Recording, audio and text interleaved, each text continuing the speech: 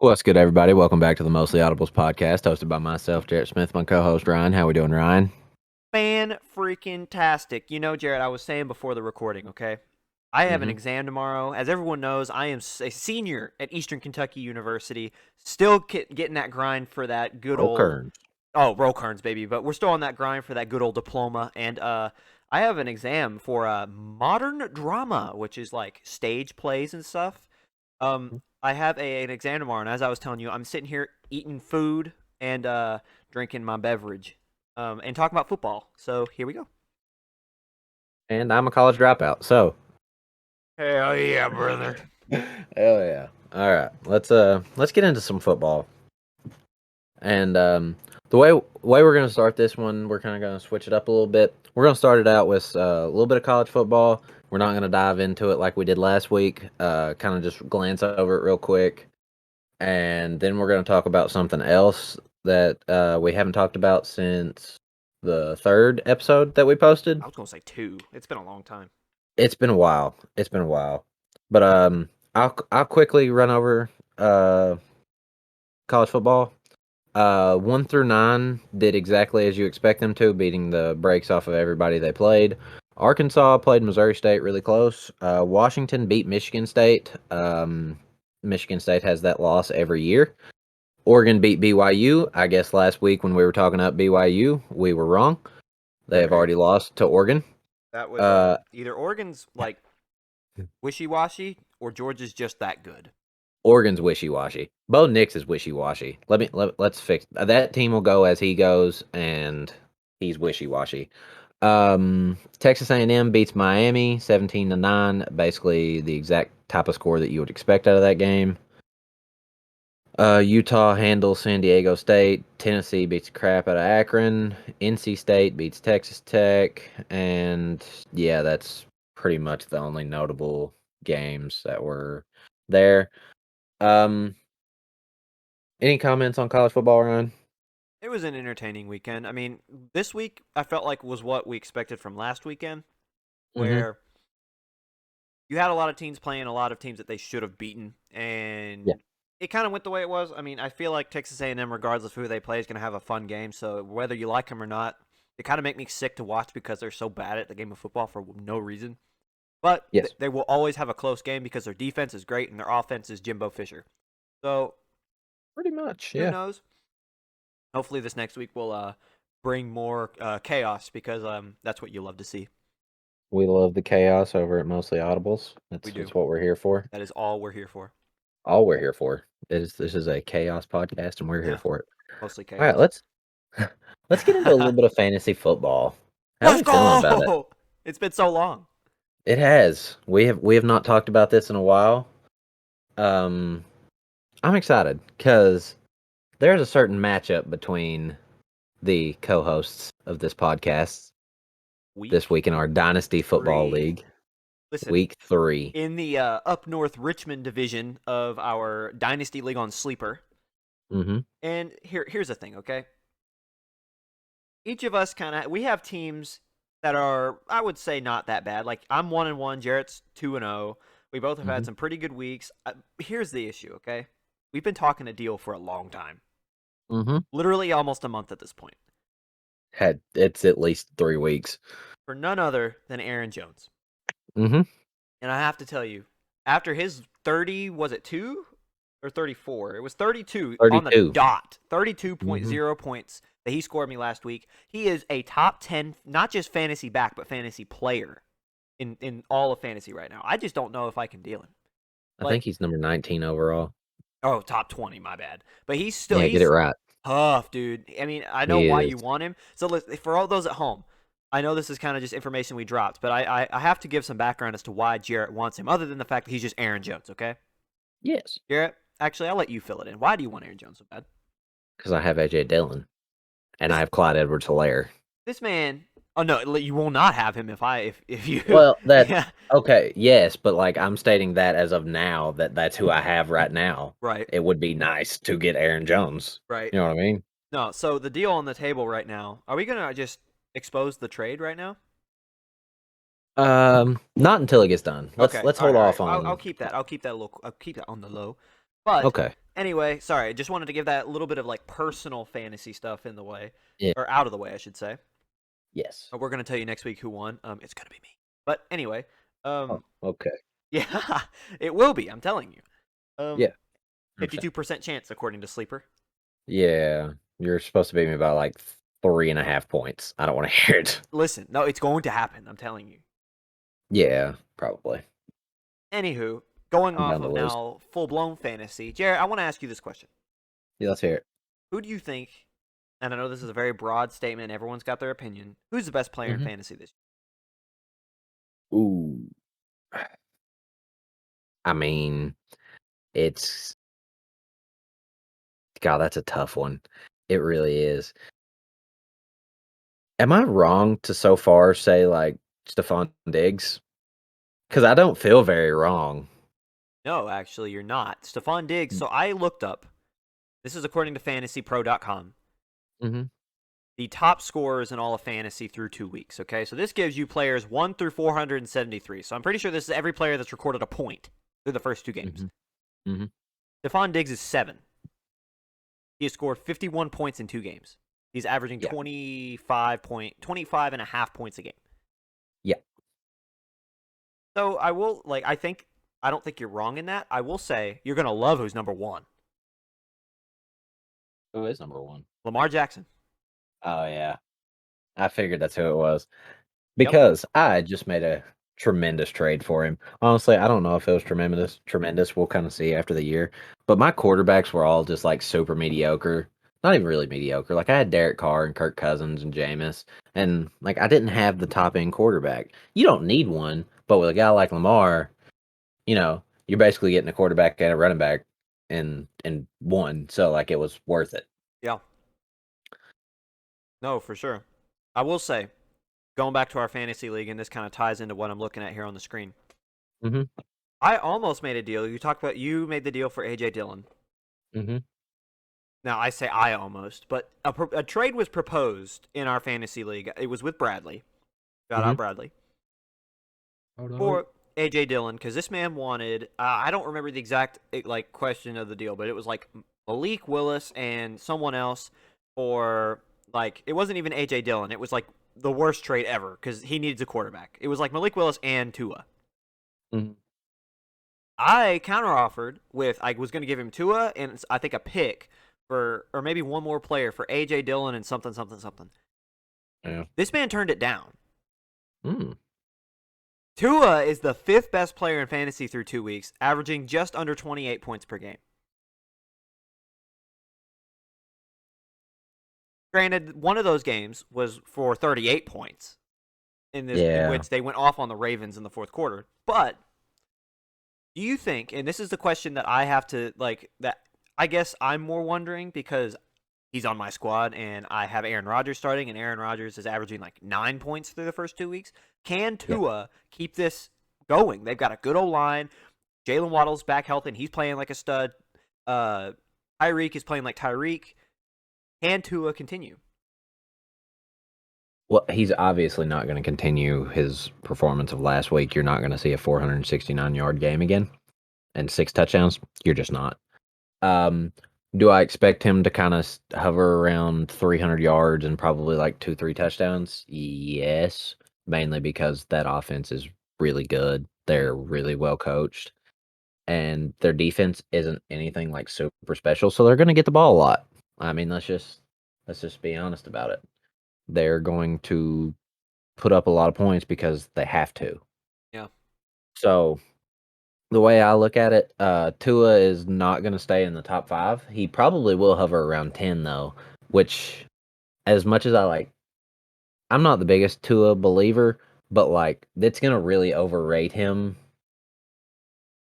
But like he's still a good quarterback. I'm not going to like Dude is a winner. I'm not going to act like he's not a good quarterback, but the lack of arm strength and like it or not, it showed this weekend. Even though he threw for 469 yards and 6 touchdowns, his lack of arm strength showed. There were 2 touchdowns that should have been easy completions, and his receivers had to fight to catch them. No, I completely agree. I mean, like 35, 40 yards, and it's just like they couldn't. couldn't make it, and it was that was a little painful to watch from him. But I expect him to kind of stay top 10 quarterback wise this year. Yeah, no, I agree with you. I do think his lack of arm strength is a little bit cause for concern. But I have a rebuttal. Mm-hmm. Tua Tagovailoa is a winner at all three stages of the highest level of football in America. He has won at the high school level, he's won at the college level, and he has won in the pros. Regardless of what you think, he has a winning percentage in the pros. I think he is one of one currently that has all three. Okay. Regardless of what you say and regardless of his shortcomings, he's a bona fide winner. He knows what it takes to make the winning play. Yes, he does not have the arm strength. Yes, he is short, but at the end of the day, he knows what he needs to do to win football games. He's got the talent, at least enough of it, that this man knows where to be, when to be, who to find, what it takes to extend plays, and at least get it enough to where his receiver can have a 50-50 ball. And in an offense where you've got Tyreek Hill, Jalen Waddle, I'll even put Mike Gesicki up there. I don't think it matters, and especially whenever you have the offensive juggernaut in terms of just mindset of a coach in not McDaniels. What's it? Yeah, McDaniels. It is Mike McDaniel. Sorry, I don't know why my brain blanked at the coach, Mike McDaniels. I don't think. Mm-hmm. Listen, and those things aren't going away. Tyreek is going to be Tyreek for the next 3 or 4 years. Jalen Waddle is still not even in his prime. Now Mike Gesicki's here and there, but even me listing him there was kind of like meh. But I'm telling you, Mike McDaniels isn't going to change. So what's to say Tua cannot be this for a long time? Not a 38 points per game, but a 20 to 25 in terms of fantasy. I kind of I can see that. The only thing that's really going to bring him down is turnovers, and I don't see him turning the ball over that much. That granted, there's always going to be a game every now and then where you're going to turn the ball over a Oh, few for times, sure. but that's everybody. That is not just limited to Tua. What Tua lacks in size and arm strength, he makes up in smarts and competitive nature, I should say. Mhm. So I feel like you say he's going to drop to 10. I think this week will be a very big selling point for what I'm about to say because he's on, like I said, he's on my team. I tried to deal him. I'm happy that Bradley said no.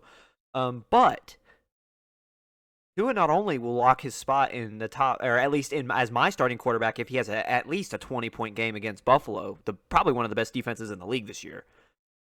But I think he'll lock himself down as a top 5 fantasy scorer if he can play well against this Buffalo team. Oh yeah, this will it will be very interesting because he really hasn't faced a defense like this Buffalo team. This Buffalo team, I don't know if I want to say that they've, peaked right now, but like they are by far and away the best team in football so far. Yeah. I mean, I don't think anybody can really argue that one. And So, here's the thing too, it's a little bit different if they're going to Buffalo. They're staying home. They're in Miami. yeah, So yeah, this will determine a lot about kind of the fantasy outlook for these yeah. both of these teams this year. Yeah. No, I agree. I really feel like if you're a fantasy owner and especially in a dynasty league and you have Tua and you've got other quarterbacks that you're going to roll with, you can get so much out of him right now. Deal him this week.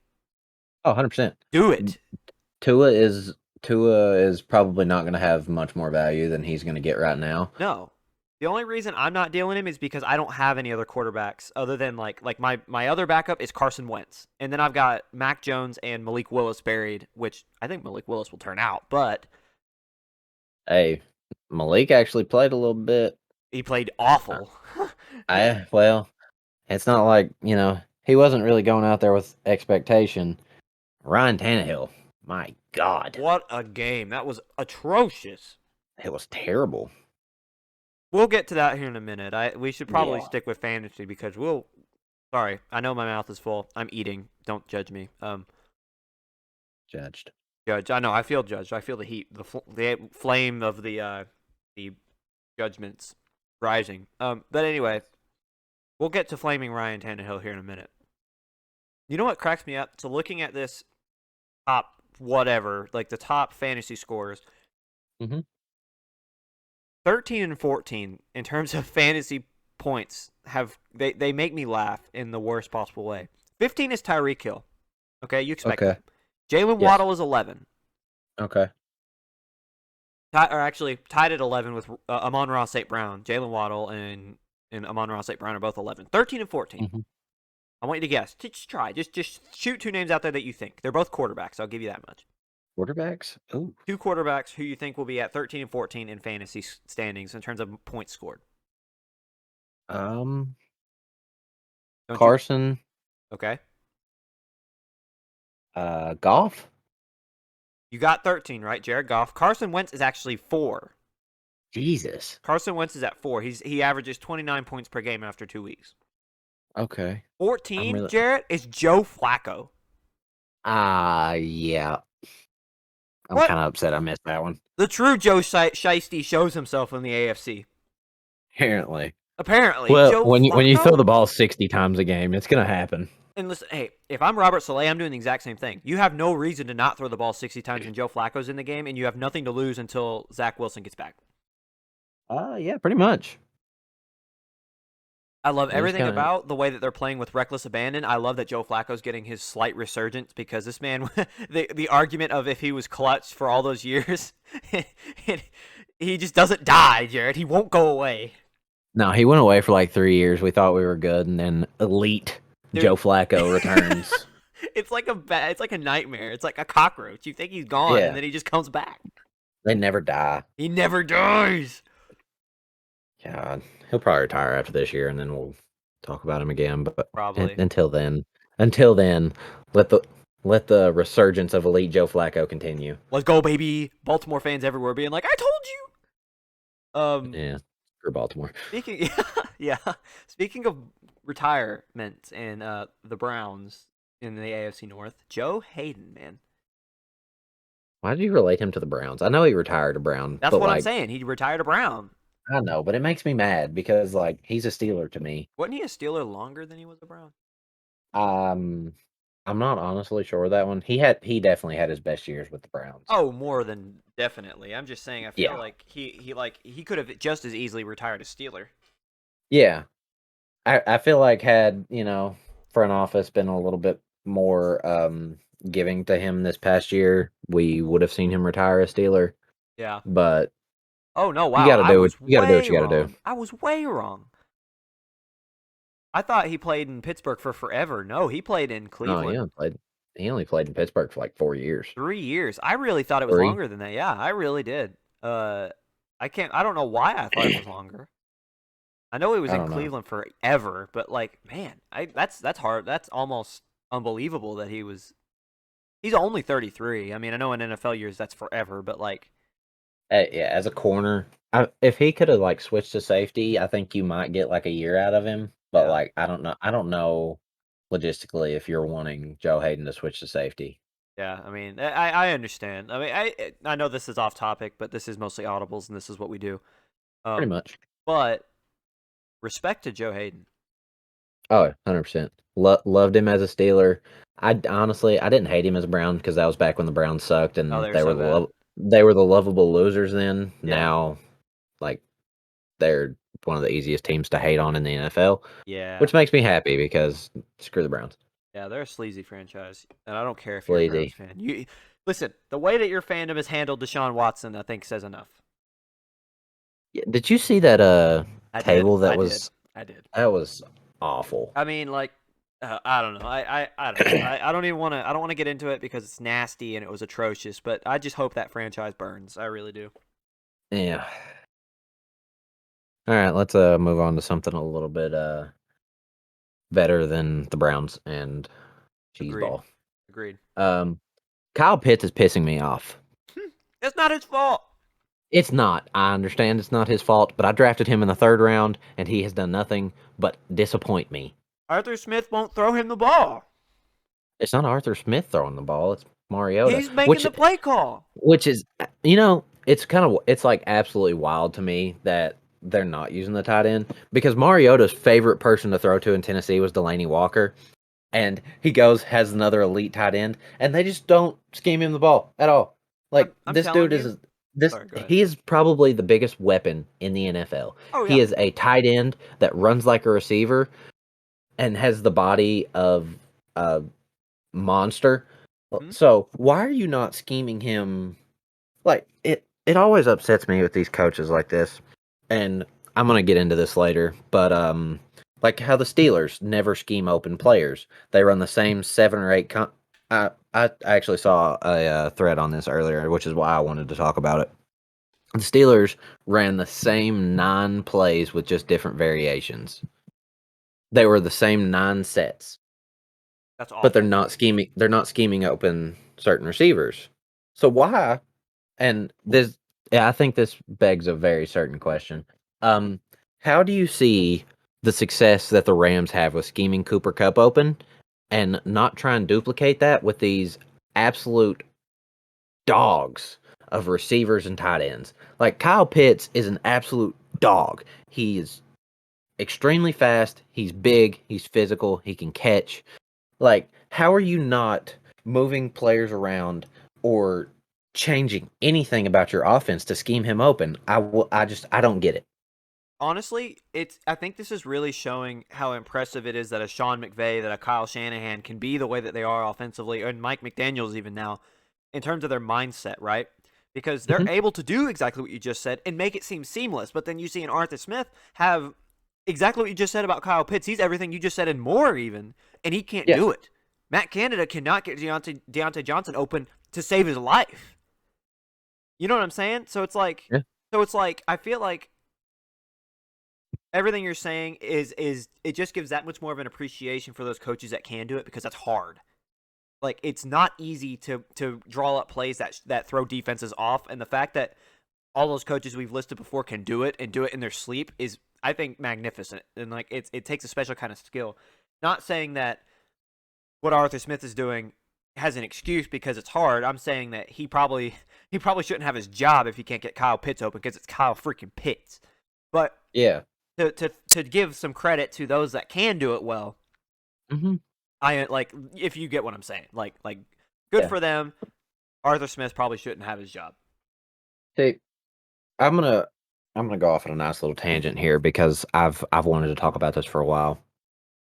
The NFL or any major sports league in general, they are copycat leagues. We see it all of the time. Oh yeah. So, like my biggest example that I can think of is after the Eagles win the Super Bowl. What did you start seeing teams do more? They started Oh, building their offensive line and building their defensive line to like murder the dude, trenches. and the amount That of times I saw a quarterback go out into the slot and start trying to yeah, catch passes was ridiculous. it is, but it is a copycat league, and I'm gonna say this mainly because like it might just be because I don't know, and I'll admit there are things that I don't know. But why, when you are in as an NFL coach, why are you not watching the Rams offense and just stealing the play? Like I'm just being honest right now because I can tell you, first thing I'm doing if I'm an offensive coordinator or an offensive head coach or whatever you want to be, turning on Rams film, I'm turning on 49ers film, and I'm basically stealing these top offenses in the league. I'm just gonna steal their plays. Like that's 100% what I'm doing. Like I don't care. Not like no cares given about it. I'm turning it on. I'm stealing their plays. I'm using it to my advantage, especially against them. I mean, I don't understand how you see these absolute juggernaut offenses and not try and steal something from them. It's not, I mean, I know it's difficult. It is.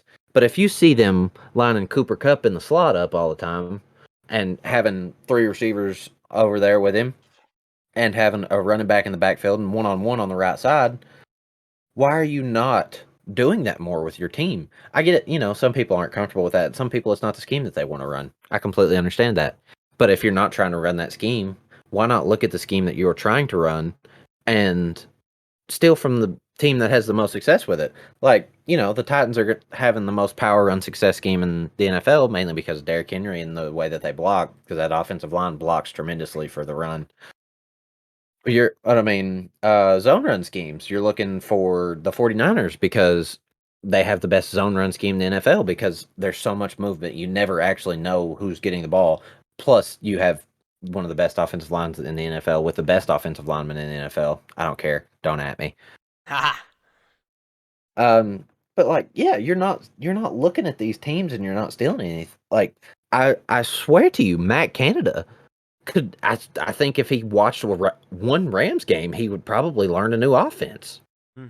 Which I understand that new offenses in the NFL are very hard to instill in your players because terminology for everybody is going to be very difficult, depending on how smart your players are. Because some people learn faster than others, and there's nothing wrong with that. It's just the truth. Yeah. But like, why are you watching these offenses and not, just trying something? Like, there is absolutely no harm in trying something because I swear I think they just watch them and be like, okay, good for you. I'm going to go over here and just run the ball up the middle on 2nd and 10 because that's what we've always done. The Buccaneers and the Steelers are the two worst teams I've ever seen for running the ball on 2nd and 10. Yeah. 2nd and 8, whatever it is. They're the two worst teams I've ever seen do it. And I don't understand it. For the Buccaneers' perspective, you have Tom Brady. You shouldn't be running the ball on 2nd and 10, 2nd and 8, whatever. The Steelers' perspective, honestly, your receivers and your tight end are all very good. Your running back can catch. Get 4 yards, get 3 yards. I mean, do something. If you're going to run the ball, you're basically giving up. And like these teams know this. Like, I am a fan. I wouldn't say I'm a casual fan. I watch a little bit more than the casual fan. But I am a fan, and I can tell you what most of these teams' tendencies are. Yeah. I mean, it's not a very hard thing to do to be able to pick up tendencies. Steelers, they're going to run the ball on 1st down, probably run the ball on 2nd down, depending on how many yards they picked up, or if they picked up any, they'll still probably run it. The Bengals are just not going to line up under center unless they're running the ball. We have an awful dude. What is Zach Taylor doing? I, That's. We'll get back into it later. What is yeah, this man doing? I don't know. I Because really he's don't. not calling the offense that we had last year. No, he's not. He's basically calling. Oh, screw it. We're getting into it now. He's calling the LSU offense. That's what he's doing. Dude, what is happening?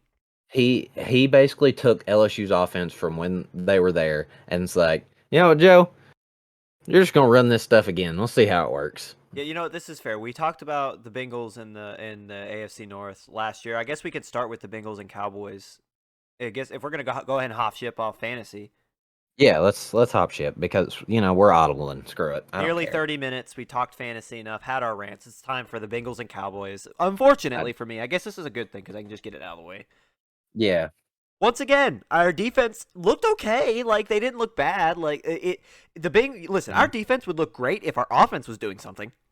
Mm-hmm. And like I know it's a Cowboys team that's struggling offensively, but we've not let up more than 23 points in 2 games, which is that's not great, but I'm gonna say compared to what we could have been doing, that's pretty good. In the modern NFL, that's a really good defense. Yeah, like yeah. So like I don't know, and we have the best. I still believe we have the best rotation of receivers in the NFL. You have one of the best receivers in Jamar Chase. You have two of the most reliable hands in T. Higgins and Tyler Boyd. And what's happening? We're not using them. We're not exactly what you're saying with Matt Canada and with Arthur Smith for these guys in Atlanta and Pittsburgh. We're just not scheming to get guys open. And on top of that, Joe Burrow is staring down receivers, throwing it into double and triple coverage. He's not going through his progressions. He looks scared, even when we have good protection on a line that's played awful for as much money as we spent into it, which is weird to say as a Bengals fan. He's not, like I said, he's not doing his progressions. He's holding the ball too long. His internal clock is completely off. Oh, it is the most painful experience of my life these first 2 games. And listen, we all know, Jarrett, you know especially. Mm-hmm. I've been a Bengals fan since I was 10 or 11 years old, over a decade, okay? I'm 21 years old. Sorry, what'd you say? It's been a long time. It's been a long time. I've seen a lot of crap. I was at that tail end of the Marvin Lewis era for a long time. That hurt. These first 2 games have been the most painful experience because now we have expectation. At the very least, in the last however many years when we sucked, it was like, well, nobody really expected us to be here. If we won however many games and made the wild card and lost, it's like, yeah, well, we made the wild card. It sucks that the streak of no playoff wins isn't over, but like no one expected us to do anything anyway. But now that we've done what we've done last year, as everyone knows, and everyone knows, I will always argue the Logan Wilson call. Cincinnati should have a Super Bowl right now. But regardless, we finally fixed the areas that we needed to get fixed. We brought back all the talent that got us to where we were last year. And what happens? Joe Burrow's playing like he's at Ohio State, and Zach Taylor's calling the LSU offense under Ed Orgeron, which makes no sense because Zach Taylor has no connection to Ed Orgeron. Yeah. I think a big thing for me on Bengals. I saw a stat. I think it was yesterday, and it said of all the sacks that Joe Burrow has taken this year, I don't remember how many times he's been sacked. I think it was like 9. 8 of them were his fault, but either by holding the ball too long or rolling out or doing whatever. 8 of the sacks that he's taken so far have been on him. Yeah. And reason I want to get into that, and it's something we've talked about the past like 2 weeks. You know those quarterbacks that we talked about that didn't get to play in the preseason and whatnot. I think him not being able to practice and not being able to play in this preseason, I think it's affected him a lot more than what we're willing to talk about right now. Mainly because it wasn't his fault. He had an appendectomy. He got his appendix removed. That's a very hard thing. I understand. Those I've are had big I've words, had mine Jarrett. yanked out. Thank you. I'm proud of myself. Sorry, Anyway, continue. When you said it perfectly, I had to give you a shout out. thank you. I know I'm a redneck. It's not expected of me, but still. Um, that time that he did not get with his offensive line, that time that he did not get with his receivers, regardless of how much chemistry he had built with them, the time not going against a defense, I don't care how much you watch it, there is nothing that can simulate an NFL defense. There No, just isn't. no. I mean, and you can practice against one and still look good, but the second you go up against a different one that's not your own that you've been practicing with every day, like you're gonna struggle a little bit. It happens. So the Bengals, I feel like, are definitely gonna find their stride. Burrow's gonna find his stride. But the thing that's been like so like frustrating is just like and it is the expectation thing. You know that they should be good, and they just haven't been offensively. They've been really, really good at defense. I've enjoyed watching their defense. Our defense is It's solid. just It's yeah, good. it's good. It's good. I love the pass rush that you all have. Corners are playing fairly well. Y'all took The Ogunjobi, and it still pisses me off. Listen, you had the chance. That's all I'm No, saying. I don't say that. Don't tell me You that, okay? you had your chance to sign him. It doesn't matter. You took him. Of all the places, that man's played for Pissed three of off. the four. That man's played for three of the four NFC or AFC North teams, and it actually really does crack me up. Ravens season incoming. Yeah, like it's incoming Baltimore. They already know. They've got his locker ready and everything. Yeah, like 2 years from now, they already know that they can just get rid of whoever they're or Michael Pierce. They're like, yeah, Pierce is going to be gone. Larry Ogunjobi's coming to the team. Yeah. So I want Uh, to get back to all seriousness. Joe Burrow completed 24 36 passes for 199 yards and a touchdown. Joe Mixon carried 19 times for 57 yards and no touchdowns. And T. Higgins led the way with 6 receptions, 71 yards, and a tutty, which is nice. But Jamar only had 5 receptions for 54 yards. We're just not like everything I said before. We have an awful offense, and we're not playing like we should be. But I do want to give credit, other than the defense, but I do want to give credit to the Cowboys, Mike McCarthy. That offense still, I don't think they played great. I mean, other than Cooper Rush. Cooper Rush played as good as I think you're ever going to see him play. 19 of 31 for 235 yards and a touchdown. He had 1 rush for 2 yards. I just wanted to give him as much credit as I could. I probably shouldn't have, but what were Zeke's final numbers? 15 carries for 53 yards and 0 touchdowns. Okay. So, like, I hate to say it. I feel like that's what you're going to get out of Zeke at this point. Like, he's not going to be what he was. You might get 80 yards on 16 carries at one point at his best, but like this is as good as you're going to see. Yeah. Who would have thought Noah Brown? Like, what? Yeah, where did that man come from? No, 5 receptions, 91 yards, and a touchdown. And CeeDee Lamb had 7 for 75. I mean, hey, I want to give all the credit to Dallas. Cooper Rush, like I said, played as well as he's going to play. He was actually fun to watch. It's crazy to think that he did, that he just is there and doing what he's doing. He Um, played fine. yeah. That's And really all you can ask for. the Cowboys defense played like good enough against a bad Bengals offense that Hmm. I think I don't want to I don't want to trash talk the Cowboys because they played well, but the Bengals inflicted more damage on themselves than what the Cowboys could have ever done. Um, Yeah. but I do want to say, in terms of Cincinnati, this will be the last thing I'll say on this matchup, and then I guess we can move on, or you can add whatever you want to add. For Cincinnati, every alarm bell we have is ringing. And let me say this. Going into week 3, we're 0-2, playing the upstart Jets, and Joe Flacco will still be their starting quarterback. And why that scares me more than anything, everything we mentioned before in the fantasy segment, they're just going to throw the ball, and Joe has no reason to not just sling it. He's got Yeah. no expectation. He's got no pressure because he knows as soon as Zach Wilson comes back, he's getting benched. Yeah. So this man's just going to go out and just play the game that he knows how to play. He's not going to have any of that pressure. Robert Saleh is a phenomenal coach, and that Jets defense is not bad. No, they did give up 30 to the Browns, which I get it. but they also have Nick Chubb. I So, That's what I'm like, saying. Like give and take. I understand why people want to trash on the Browns offense. Jacoby Brissett is a quality quarterback. Hmm. He is a great, if you have exactly their situation, you have a reason that your star quarterback's out and you need a guy to come in to run that offense. Jacoby Brissett is amazing. Yeah, he So, is the perfect backup. yes. So Jacoby Brissett being in there, I have no issues with that. I would actually feel comfortable. You can win games with that. Now, we're going to talk You about can. the Jets here probably whenever.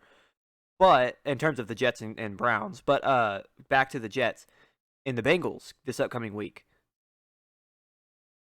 We're 0-2. We have no momentum. This was supposed to be one of the easiest stretches of the season for us when we had not a bad Pittsburgh team, but like the worst Pittsburgh team that we've seen in how long?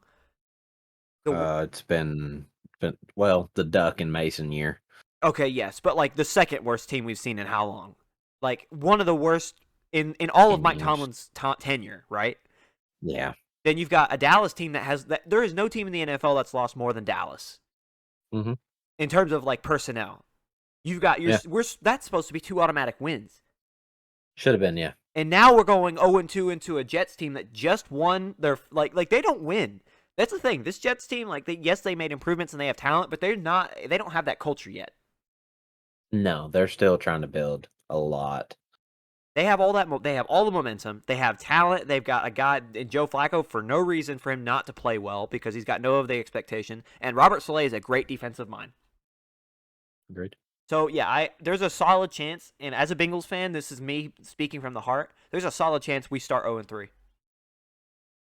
I don't know if I'd go that far. without getting into the hardest part of the season. I understand why you wouldn't go that far, but I have a fear. I really do. I understand your fear, mainly because it is the Bengals and they're going up against technically a backup quarterback, and that is always scary for AFC North teams for some reason. I don't get it. I don't know. I don't understand. I don't know. Believe me, brother. If I knew why they struggled against backup quarterbacks so bad, I would call Mike Tomlin right now and tell him what he should be doing because Yeah. obviously they don't know. Um, speaking of, I would like to get into the Steelers game mainly because I'm frustrated Get it beyond over belief. with. Oh boy. Yeah. Okay. First things first. Steelers had one of the worst pass rushes I've ever seen the Steelers have in my tenure as a Steelers fan. That includes the years where they had one of the worst defenses in the NFL. Right. TJ Watt going out really hurt. Even with the edge signings that they made, which, they weren't great players. They were, still free agents for a reason. But you expect more. You expect more, mainly because of the scheme. Even it, because in the past, even when those guys have been out, you've still seen sacks getting schemed up, and we didn't see that yesterday, or not yesterday, Sunday, and that was a little frustrating to watch.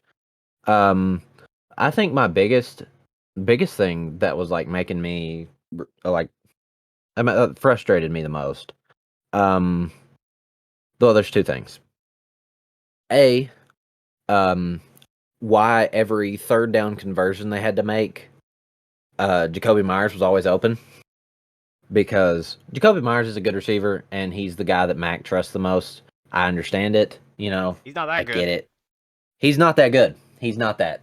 He just isn't. He is not. He should not be a team's number one receiver and be able to have the success that he did this past weekend. Nine receptions for 95 yards, and every like go to situation he was the guy. Nelson Aguilar did yak on Akello Witherspoon, and I'm just throwing that out there because that really inflated his stats. He got like I think it was a 40-yard touchdown or something. I don't really I'm remember. telling you, man. Like every game so far, I know there's only been two, but Witherspoon's been targeted a lot by opposing quarterbacks. Yeah, I understand why they're doing it too, because he has not been the guy yet with a team, mainly because he's been a Akello Witherspoon for a few years. Yeah, And right. now he's actually playing like a, pretty solid cornerback. Should he be your number one? Probably not. Some could argue I wouldn't. I would say he shouldn't be. But, the Steelers don't really, for some reason they have the hardest time finding cornerbacks. Um I don't really want to get into the Artie Burns situation right now, but that's not the point. The second thing was both of their running backs averaged basically 5 yards a carry. Um, that's something we saw last year, and that was a thing that I thought was done when we had the signings of Ogunjobi, and you had uh everybody coming back healthy, and Miles Jack. I forgot about Jack. I'm sorry. Um, I was not expecting to see that anymore, but they had 24 carries for 110 yards between the two of them, which, not my favorite, not the worst situation. Still not my favorite. But this was just an ugly game, That and was nasty. it was terrible.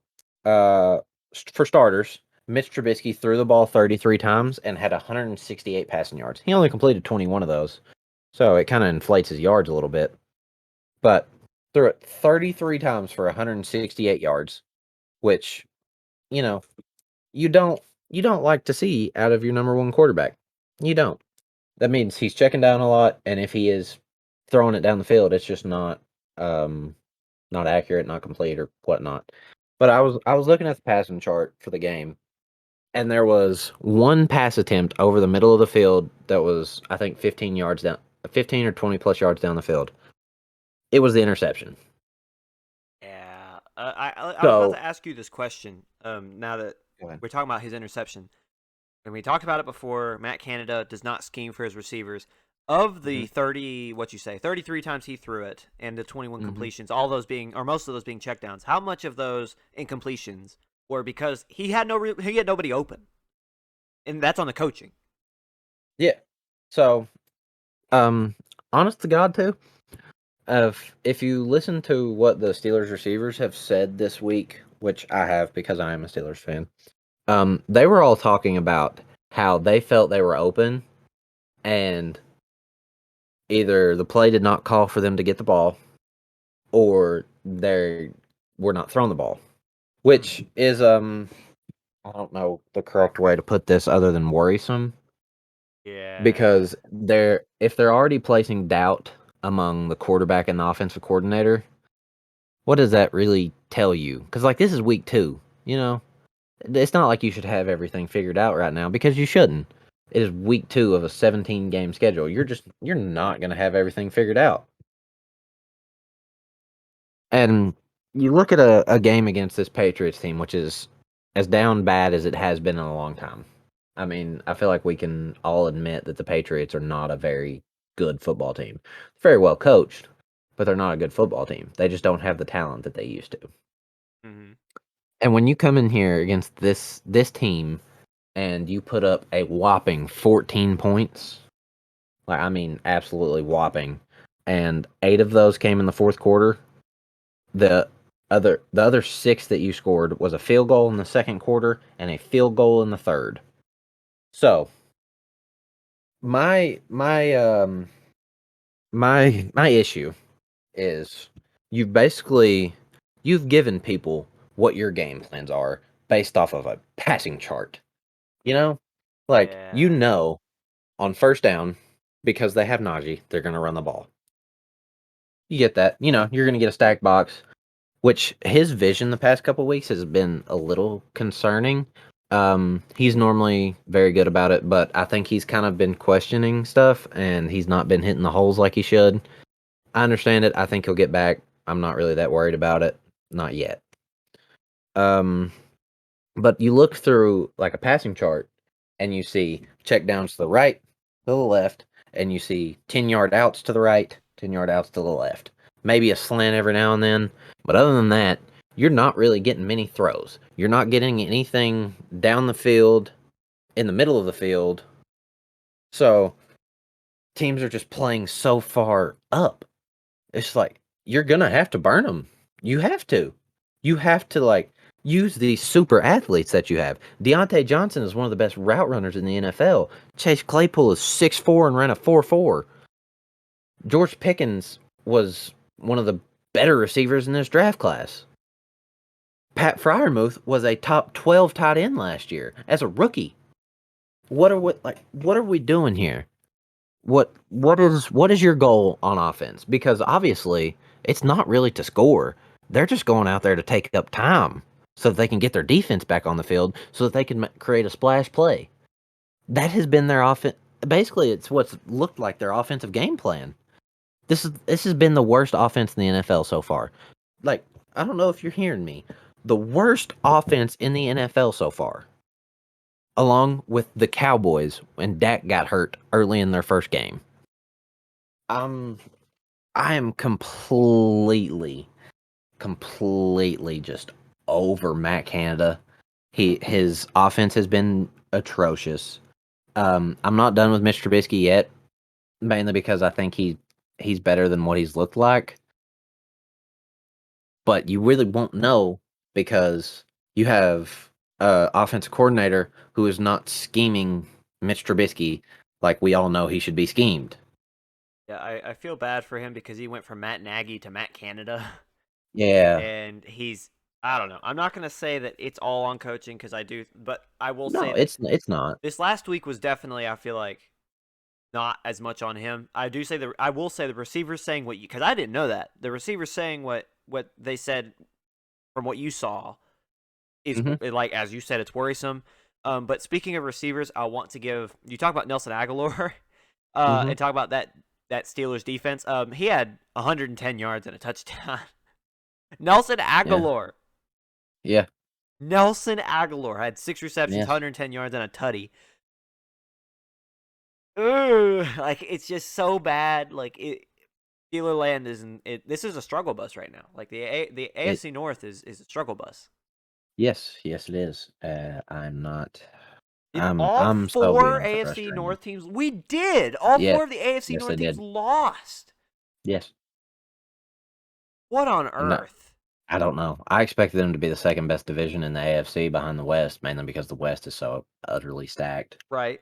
But I mean, I did not see this coming from the North, where the Bengals struggle early. The Steelers are obviously not what they used to be, and the Browns just aren't great I mean, right now. the Ravens choked against the Dolphins. Like, And that was a game I wanted to get into next. okay. If you want to, we can start now, or I can keep rambling about how bad the Nah, Steelers are. I think we should move on because we Okay. could have a full episode just talking about the Bengals and Steelers. I think we should Yeah, definitely we'll do that one day. But one for day. now, let's get into this Ravens Dolphins game. Um I don't I don't know what can really be said about this game that we kind of really haven't already said. The Ravens had a humongous lead and gave up 28 points in the fourth quarter. Yeah. 28. Have you ever really seen that out of a Ravens defense? Not unless it's in Madden. Yeah. I mean, let's give it up to Mike McDaniel, for scheming that up. Yeah. Give it up to Tyreek and Waddle for having absolutely incredible fourth quarters. Lamar did exactly what you want Lamar to do. And the fact that they lost and he didn't have a turnover is Worrisome. kindly concerning. Yeah. The lack of a run game that they had outside of Lamar also concerning. I do think that gets better when they get Dobbins back, but until then, they're gonna have to like figure some stuff out. But how much more improvement do you see? Because I understand Dobbins is a really good talent, but how much has he actually played? Like, That's gonna be what I'm worried about. I do think he's gonna be on like a snap count when he comes back. right? They're not gonna want to get him out there too much. So you're still gonna see like the running back by committee that they've been going with Hill, Drake, and Davis. But it's it is a little worrisome. The receivers actually played a lot better than what they normally do for the Ravens. Rashad Bateman has been absolutely killing it, which you'd love to see Yeah, because they need the number one, and he has kind of been that so far, which I never thought I would say. He had 4 receptions, 108. Mark Andrews, 9 receptions, 104. He is definitely the number one option in that offense, as he should be. as we all knew he would be, and as he should be. But Rashad Bateman stepping up has been very, very helpful. Devin But Duvernay has been good too. I want to just shout out Duvernay has Duvernay. Duvernay has been good. Yeah, I liked him out of Texas. I didn't know if he would be good or not. He was kind of like an iffy prospect for me, but he's he was what I expected him to be coming in, and now he's kind of getting to where I expect him to be for a little bit because he was kind of raw coming out. He was going to need to develop some stuff, and he's kind of getting there. Demarcus Robinson, 1 catch, 12 yards. Isaiah Likely, 4 for 43. Not exactly what I was expecting, but I'm here for it. Marcus Williams having 2 interceptions and them still losing is absolutely incredible to me. yeah. I I'm I don't know what else to say about this Ravens team. Exactly, kind of what you were saying going into this. I it just seemed like they gave up. yeah, It felt like they had it in the bag, and their defense just said, "Well, we'll pack it up. They'll score a few times. It doesn't really matter." And then, as we talked about, Tua is a winner, and he smelt blood in the water. And same thing for Mike Daniels. So I'm not sounding the alarm yet in Baltimore. I think oh that no, this is definitely a not. learning experience. Yeah, But you cannot you cannot have Lamar rushing for 9 times for 119 every game. It just can't happen. and lose. Like you just can't have that. Well, like even if like in a winning effort, like you can't like yes, Lamar's going to go off for the numbers like that every now and then, but like you cannot be relying on Lamar as your star quarterback, your leading passer, to be your leading rusher. You just can't. No, you really can't. Um, but like shout out to Jalen Waddle and Tyreek Hill out going absolutely off Yeah, because with if they had any other receivers, no, I don't know if they win that game because those are probably 2 of the 5 fastest receivers in the NFL. yeah, Debatable, and they they just ran by their ran by the coverage. I yeah, mean, that was basically it. You know the meme of F it, he's down there somewhere. yeah, Yeah, that was basically what Tua was like this game, and it worked. yeah. A lot of Yeah. respect. Shout out the Dolphins for one of the best comebacks we've seen in a long time. Probably the best comeback we've seen. I mean, outside of the Super Bowl, you got to give the Super Bowl Yeah, the 28-3. But like outside of that, you're not going to see a comeback that's better. I mean, if we're gonna go Falcons, they almost erased history last night or Sunday. They were down 28-3 to the Rams and almost came back and won. Yeah. Um, I really, I can't talk about them anymore. It's making my brain hurt. Um, let's get into the Thursday night game. Let's talk about Chiefs Chargers. Oh, for sure. Chiefs come out, win, do what you expect them to. Patrick Mahomes doesn't have his best performance ever. He goes 24-35, 235, 2 touchdowns, no picks. Clyde Edwards-Helaire, 8 carries for 72 yards. That man has been on a tear recently, Mm-hmm. and I don't know why. I Obviously the talent was there. They drafted him high for a reason, but I don't know. He's just kind of his first 2 years in the NFL were not very good, and now he's good, and I'm confused. They're scheming him a lot better, I feel like. They they definitely are. I think once they lost Hill, they realized they had to scheme a little bit more for guys like Hilaire. Hmm. And they've done it. They've done it very well. Oh, I agree. Their receivers are not. I mean, I wouldn't say they're looking bad. They're just not looking great. Like, I mean, their leading receiver was Travis Kelsey with 5 receptions for 51 yards, and second was Justin Watson with 2 receptions for 50 yards. McCall Hardman 3 for 49. Edwards Hilaire 4 for 44. Yeah. And then after that, you got a bunch of guys with like 2, 3 catches for 10 yards. Yeah. Um, so the fact that they won this game with their offense playing like that, and you have Justin Herbert who went 33 of 48, 334, 3 touchdowns, 1 interception.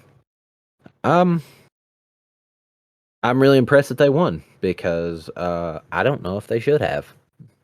All I'm saying is that what I see from this game is the Chiefs are going to chief regardless. Hmm. And if I'm a Chargers fan, I'm a little concerned. We talked last week about how they might be the most talented or the second most talented roster in the league, and how Justin Herbert is that guy. Hmm. Yet he's throwing a 98-yard pick six to lose the game. He's, you know, I don't know if that's really on him it's though. not. It's Everett not. was tired. They should not have gone hurry No, up. no, they went Like hurt. Yeah, it was obvious to everybody on the field except for the Chargers. Like you tap your helmet in the NFL, that means get me out. Like I'm yeah. gassed. They ta- And they they targeted run hurry up you and then target target Everett him. 3 times in a row. Yeah. Like dude was No, obviously gassed. for He sure. obviously did not want that ball. Like you could see on his come off on the route that he was running his route to run his route. There was no intent on him getting it Yeah. and they threw it anyway. Don't like that. I also was not. I was a little concerned that Eckler only had 39 yards rushing, but it's Eckler. He had 9 receptions for 55 yards. He's always going to do that. Right. What really made me question this Chargers offense was why you go Mike Williams heavy early in the first half and then decide in the second half you're just like not gonna throw it to him. Right. No, I definitely think the issue with the Chargers is coaching. And like what I was going to bring up earlier, over the summer we did our kind of previews of each division, and we talked about like what team will win where. And I was talking about the Chargers, and I said I didn't trust them because they don't have that winning culture. Like they have the talent. I'd not like they had the talent last year to make the playoffs, and they just didn't. Hmm. And I feel like this is the perfect example of why. You have all the talent and all the reason to compete in a game with the Chiefs, but because of coaching, because of culture, whatever you want to call it, they find a way to lose. It doesn't matter how much talent you have if you don't have the culture, and they just don't. I don't think that's going to change under their current regime. I have a lot of issue. Like I said, if I'm a Chargers fan, and we know a Chargers fan, um, We do.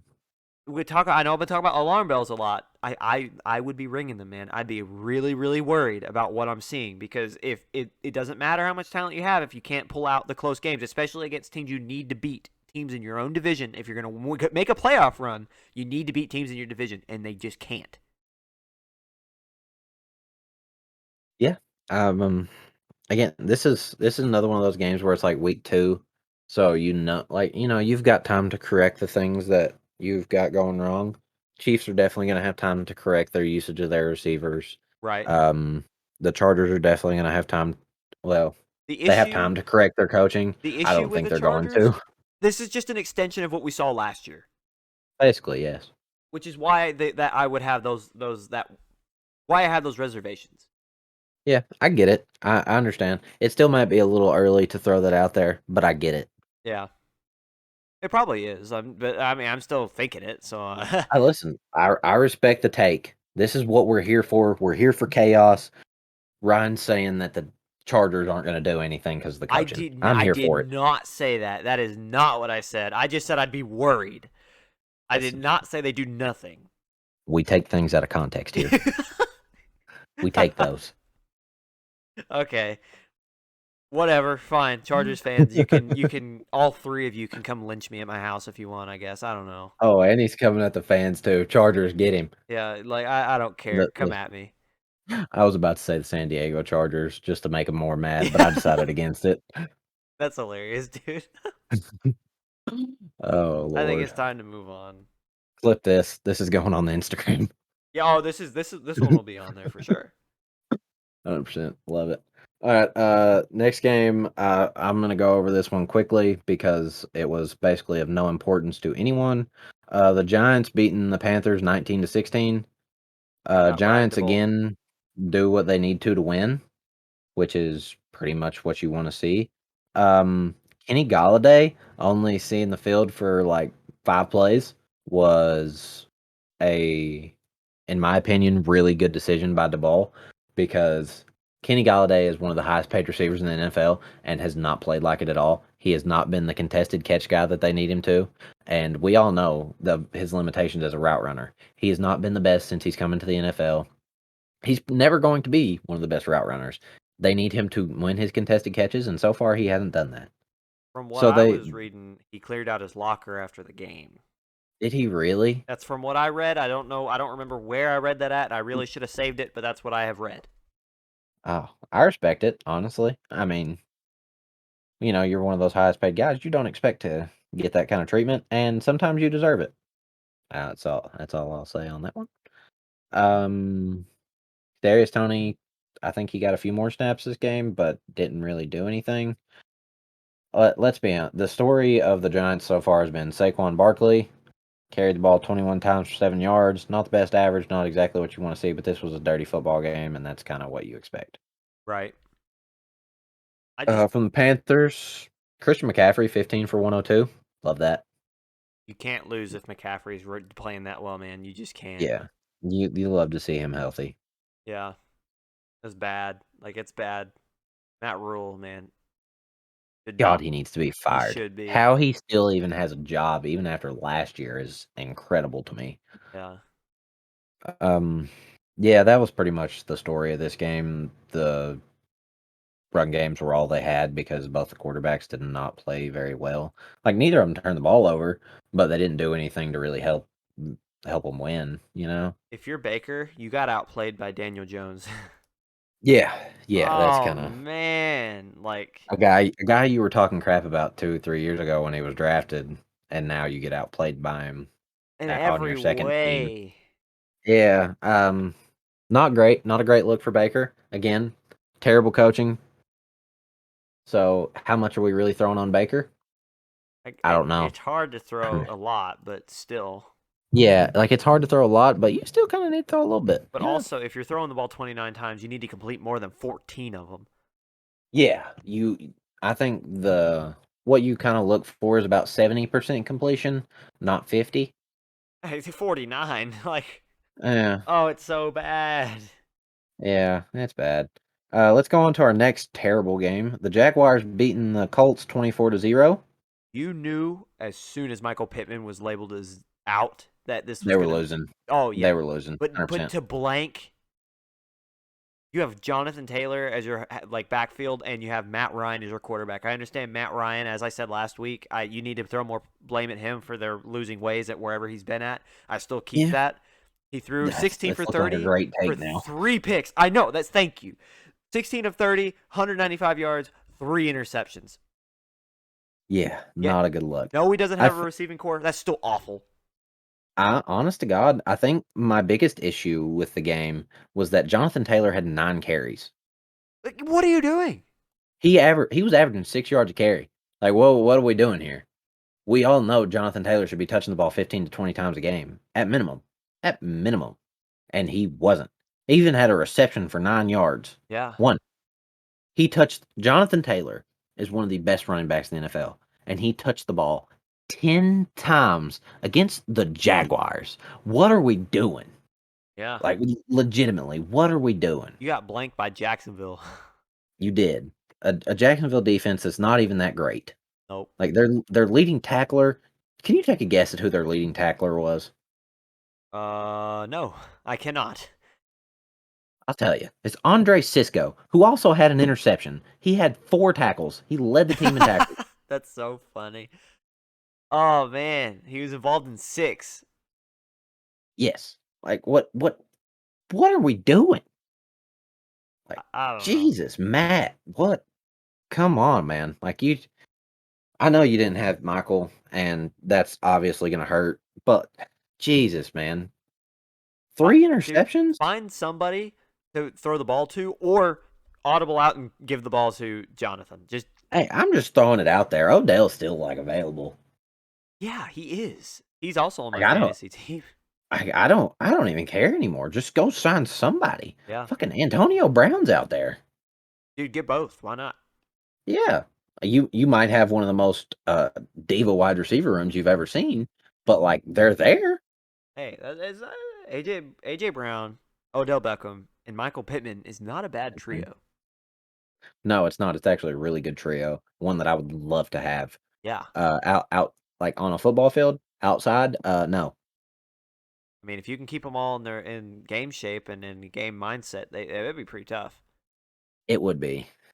But that's A debate for um, another time. yeah. Trevor Lawrence played really well. I was yeah, He did not turn the ball over. He made the right reads. 25 of He 30. Yeah, like granted you know, they were all, decently fairly short. He wasn't really taking the top off of anything, but you still like to see a Yeah, game out of Trevor like this because it means he's taken that improvement. yeah, Our biggest criticisms of Trevor so far was that he he made some dumb decisions and he tried to do too much. He did not try and do too much. He made the right decisions, and you see Jacksonville come out of here with a 24-0 win. yeah. Now they played very well. Christian Kirk played like a top paid receiver for this franchise. 6 receptions, 78 Mhm, yards, and 2 touchdowns. mhm. Evan Ingram played well for what Evan Looking Ingram. like a steal. Yeah, 7 receptions for 46 yards. And once again, if there were more shots taken downfield, both of these numbers would be up. But they just didn't. So to get what the numbers that they did, each Christian Kirk and Evan Ingram on their surface, they might not seem like a lot, but that's pretty impressive considering the game plan. Yeah, and I think it is also very clear, and this where I'm gonna dip a toe back into fantasy just for this one. James Robinson is the dog in that running back room, and ETN is just he's not what we expected of him. Which is I'm very thankful because you had ETN, you dealt him recently, and I almost dealt for him over the summer because I thought he was going to be that dude, and you said no, and I'm very thankful you said no. I don't even remember what the trade was that I said no to. I don't, and I kind of wish I remembered because I feel like I was going to give you a good amount for it. I think it Probably. involved Terry McLaurin, who I ended up dealing in a deal for Mac Jones, Elijah Mitchell, and a couple of picks. And Mac Jones has been playing like he doesn't have an offensive coordinator, and Elijah Mitchell's on the IR. So, Yeah, I mean, but also Terry McLaurin's not been playing like amazing either. Jahan Dotz has been playing amazing.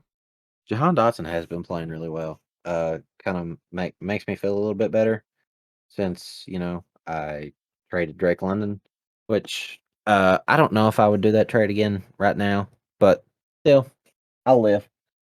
Well, we'll be You there. got you got AJ out of it. I did get AJ out of it, so we live. We'll Yeah, live. yeah.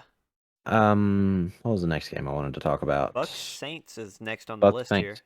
Yes. Buccaneers beat the Saints 20-10. You still kind of want to see more from this Buccaneers offense and Tom Brady. Like I'm playing like old Danny Dimes. Yeah, Tom had a Danny Dimes game, which is something I never thought I would say in my life, but here That's we are. that's scary for not just like we talk about fantasy for Tom Brady fantasy owners. That's terrifying, but also for real life Bucks fans. This is a Yeah, good Saints defense. Are they that good? nope. No. I think what we all know like that the Saints were going to struggle this game. Jameis is playing with 4 fractures in his back.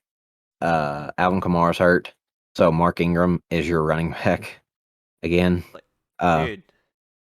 He's just a little past his prime. We all know this. That's okay. Talk about another cockroach type guy who just won't go away. He never will, and To I be don't fair, understand it. I love Evan Ingram. He sound like just from everything I've seen, Yeah, he's like a good dude. yeah. Mark Ingram is just genuinely one of the best people. Like I love listening to the podcast that he has done with Cam Jordan. Yeah, I don't know if you've listened to it. It they have produced some very good clips, especially with Jameis, because Jameis is just a funny dude. yeah. But it's been very interesting to listen to from the clips that I've seen of it. And Olave going 5 for 80. Love to see that. Mike Thomas being healthy, 6 for 65 with a touchdown. Good to see. Jarvis Landry came back down to earth, kind of as we expected. Yeah. Juwan Johnson has actually been a really good tight end this year, Has. and I don't understand. But like he was decent, but like he's not a guy that I would have considered my starting tight end, Oh and no. he's actually been decent. Props to him. Um, other than that, you want to talk about the Mike Evans Lattimore skirmish, or just kind of I mean, what more can be said about it that hasn't already been? I think it's yeah, hilarious. yeah, Good for both of you for being angry at each other. I don't know what to say. Like, it shouldn't have yeah. happened. Um, No, I do find the clip of Mike Evans saying, "That's Tom Brady. What do you want me to do?" Hilarious. yeah, But let's be honest, Tom Brady is the reason that happened, and that'll it'll go untalked about for a while yeah. Mike Evans challenged his suspension, and it was upheld by the league, so he's out this upcoming Sunday. against Um, the Packers, right? yeah. Which Yeah. that'll be. I think that game will come back. Like the winner of this game will be talked about later in the year. I think. I think we'll see these two teams meeting in the playoffs. I really do. 100%. 100% agree with you. Anyway, Um, back to this week. yeah. Let's go. I'm gonna move on to the next game because that was just a game where neither team played up to expectation. There's not really much you can talk about it. Right. The game I'm kind of excited to talk about this Lions Commanders game. How about Dan Campbell's Detroit Lions? Dan Campbell is that man. He is that man. What's up with Jared Goff too? Playing Like like Jared out of his Goff mind. has What? been Ron a dude. Rivera. Ron What? Rivera. Uh, Ron Rivera's got Carson Wentz looking like a freaking MVP again. What's happening? I know. And let's hey, another quarterback on my bench, Carson Wentz. Yeah, Hey man, all I'm saying, there are three guys that lead the NFL in passing yards. You know who they are? I don't. Let's hear him. Number one with 739 passing yards on the year, Tua Tagovailoa. Yeah. Number two with 650 passing yards on the year, Carson Wentz. Yeah. And number three, are you ready for this one? Let's hear it. Flacco. 616 yards from Joe Flacco, followed by Josh Allen, Justin Herbert, and Patrick Mahomes. What an absolute elite top three that we have. There, Oh man. if you would have told me that would have been the top three in passing yards after week 2, and you'd have asked me to bet $1,000,000 on it, I would have done it. Oh no, I don't hey, care. I don't care if you'd have been from the future and told me there is no shot. I would have put money on that. no, what are you talking about? That was the obvious three that was going into this year. Oh, yeah, my bad. No, dude, Sorry, this is Jesus it's a Christ. meme. Like it's a joke. Like this Yeah, is so funny to me. But like I love it. I love everything about it. I hope that this will stay for a little bit. I hope that heading into like week 8, Joe Flacco is still in the top 10 in passing yards. yeah. Oh man, the What a time. 2022 Joe Flacco. All right. I have a very serious question for you, by the way. All right, hit me with it. Is Amon-Ra St. Brown the second best receiver in football? What is Ooh, going on with that man? I mean, he's playing like it. I mean, to be fair, he is Amon-Ra St. Brown. He had this Yeah, kind of year last year, late in the year, and everyone had that question, like, will he still be that guy? Because he kind of exploded onto the scene. he did. I He was don't. good at USC too. Oh, he's fantastic. But no one expected him to be this way in the NFL. I still don't think he's better. I know J. Jeff had a rough week, but I don't think that's necessarily on him. That's just Kirk Cousins just being unable to perform on Monday night. Yeah. But I still think J. Jeff is better. I still think AJ Brown is better. AJ Brown went into the blue Look, tent over the weekend and he got there hurt. there's obviously a lot of receivers better, but I just had to give Amon-Ra St. Brown his No, shout out but because but man deserves it. I was gonna say I would probably right now put him at like 3 or 4. He's played really well. He had 180 yards Yeah, and 2 touchdowns. That is insane. yeah. Coming from a Detroit Lion, like, what Their is leading happening? rusher and their leading receiver. Yes, This on 2 carries. Yeah, this man had Jared Goff looking like L.A. Jared Goff. Yeah, he did. I'm s- The honest, bro, I'm loving this Detroit offense right now. Their offensive coordinator is basically a rising star to me. oh, Like, it's probably going to be a head coach next year. so much fun to watch. Like they just play That so well. Yeah, they have. And like the way they spread everything around, I absolutely love it. Like obviously you're gonna get Amon-Ra the Brown or Amon-Ra St. Brown the ball before you do Come anybody on, else. Robert Brown. Amon-Ra the Brown. I'm country. It's gonna happen. Anyway, Sorry. Amon-Ra the ball before anybody else. But like, seeing DeAndre Swift have 5 carries for 56 yards, 2 catches for 31, like they're just maximizing every play. Like that's really all they're doing. They maximize every play. There are no wasted plays that they have, No. which is going back to the Steelers. The Steelers waste 3 plays out of every 4 a drive. I mean, Oh, for sure. This is a Lions team that put up 35 and almost beat what is looking to be the best team in the NFC in the Eagles last week, and then put up 36 mhm. against a respectable Commanders defense. Yes, like they are. They're the real The deal. is Like I really think is so. is Detroit like a playoff team right now? Right now, yeah. I mean, think about that. Honestly? Think about that NFC North. You got Green Bay, who's obviously like even with their struggles, they're still the best team in the NFC North, right? Yes. Who's that? I mean, sure, you're gonna have Minnesota, and I would have argued with you not that long ago that I would have thought Minnesota would have won the league. But if Minnesota plays the way they did on Monday, Detroit's played a lot more consistent and a lot more explosive. Yeah, yeah, they are. But, I mean, you look at the rest of the NFC, I mean, I think the Buccaneers come out, but you're not getting anybody else from that division. You might get the Saints if Jameis gets healthy, but I don't think he's getting healthy while he's playing.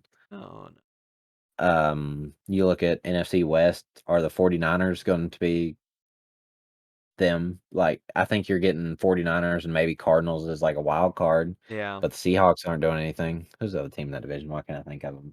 Who are you talking about? The NFC West, West? the West. You have Cardinals, Niners, Seahawks, and oh Why no. can why can I not think? You know who's yelling at us right now? The Rams. The Yeah, the Rams are Rams. yelling at us right now. LA Rams are a fans are playoff like team. the Yeah. the entirety of LA is like, what are we here for? Like Yeah. we literally are the We've just defending Super Bowl we've just champions. been dogging LA today. What's going I on? don't know. It's LA. Anyway, they're probably they're a playoff team, nothing else. Both of the 49ers and them are. Why not? Uh Like why not? and who's NFC East, I think you see the Eagles come out, and I don't think you see really anybody else. The Commanders might, but I I believe in the honestly the Giants, Jarrett. I believe in them. you shouldn't. 2-0 Brian DeBowl. You really shouldn't. I know, but But I want I to. think for that last spot in the playoffs, you might see the Lions and the Commanders kind of fighting for it. This game will come Something I back. never thought I would This say. game will come back. 100%. It was a very good game. Love what I'm seeing out of the Lions. The Commanders have honestly shocked me. They're spreading the ball around. They're running the ball Yeah. not great, but decently well. They're doing it. Wentz has played really well. He's doing what you expect him to do. And yeah, let's go on to 49ers Seahawks. Yeah, so I want to say this about before we get into this game because I want to talk Mhm. about the Niners. I feel bad for Trey Lance.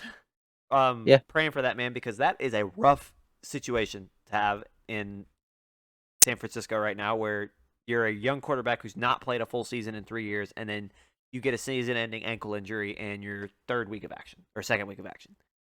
yeah. So I feel bad for him. But I will say there are a lot of clips of that 49ers team once Jimmy G got in the game, and from what I could see, Looks like a tide turned. it looks like that the rest of that Niners offensive squad did not want Trey Lance on that field.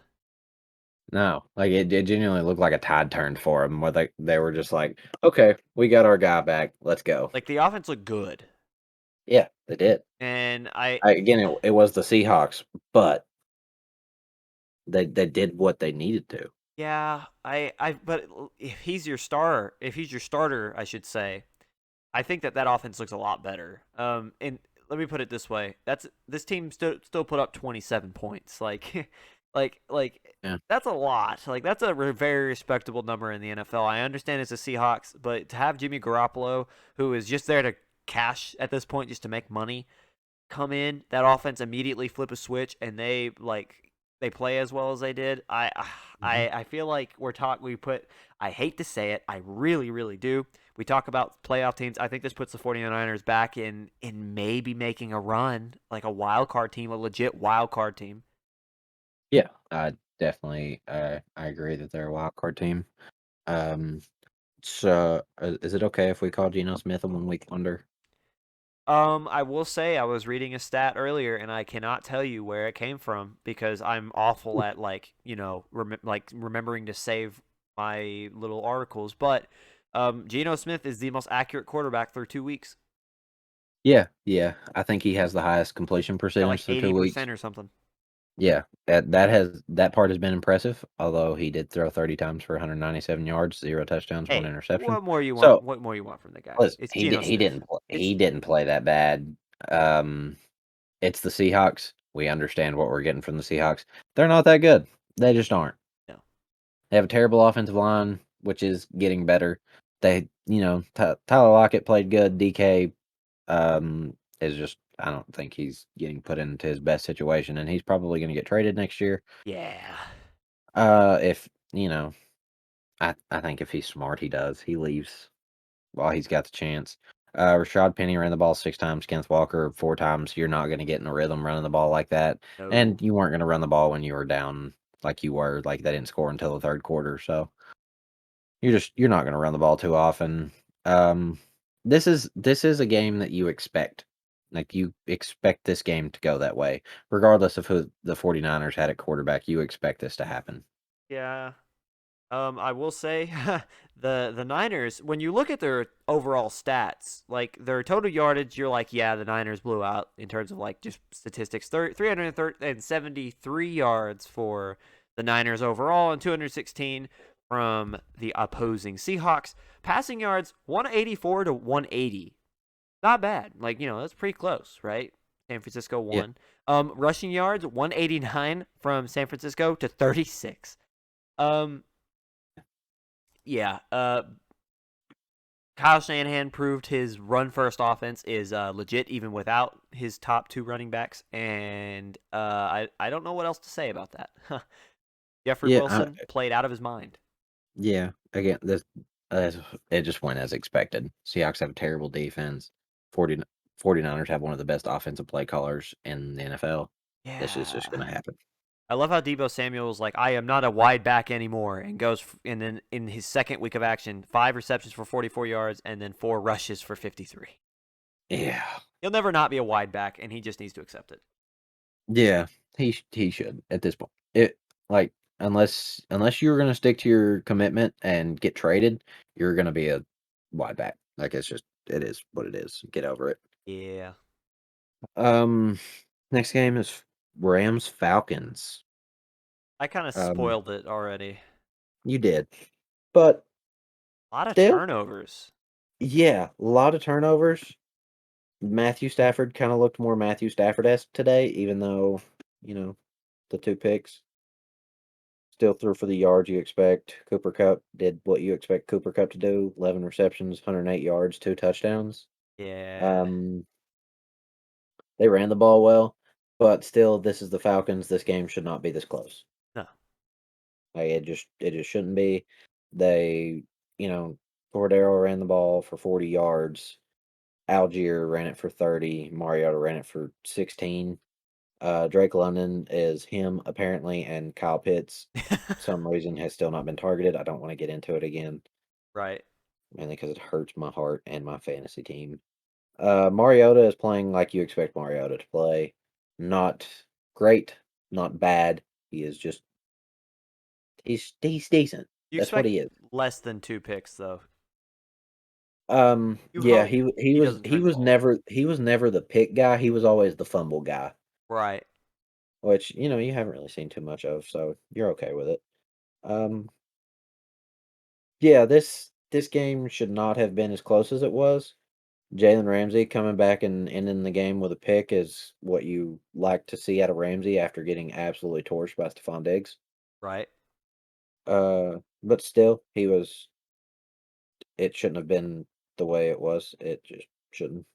I don't know. Aaron Donald has not been too great. Like, am I too far fetched to say that? You want to know what this feels like?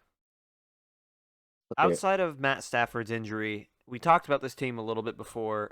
This feels like Doug Peterson's Eagles after they won the Super Bowl in 2017.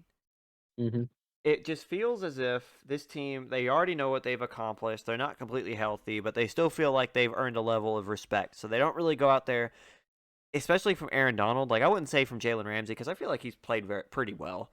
I mean, Yeah, outside of last week, he played better this week. But yeah.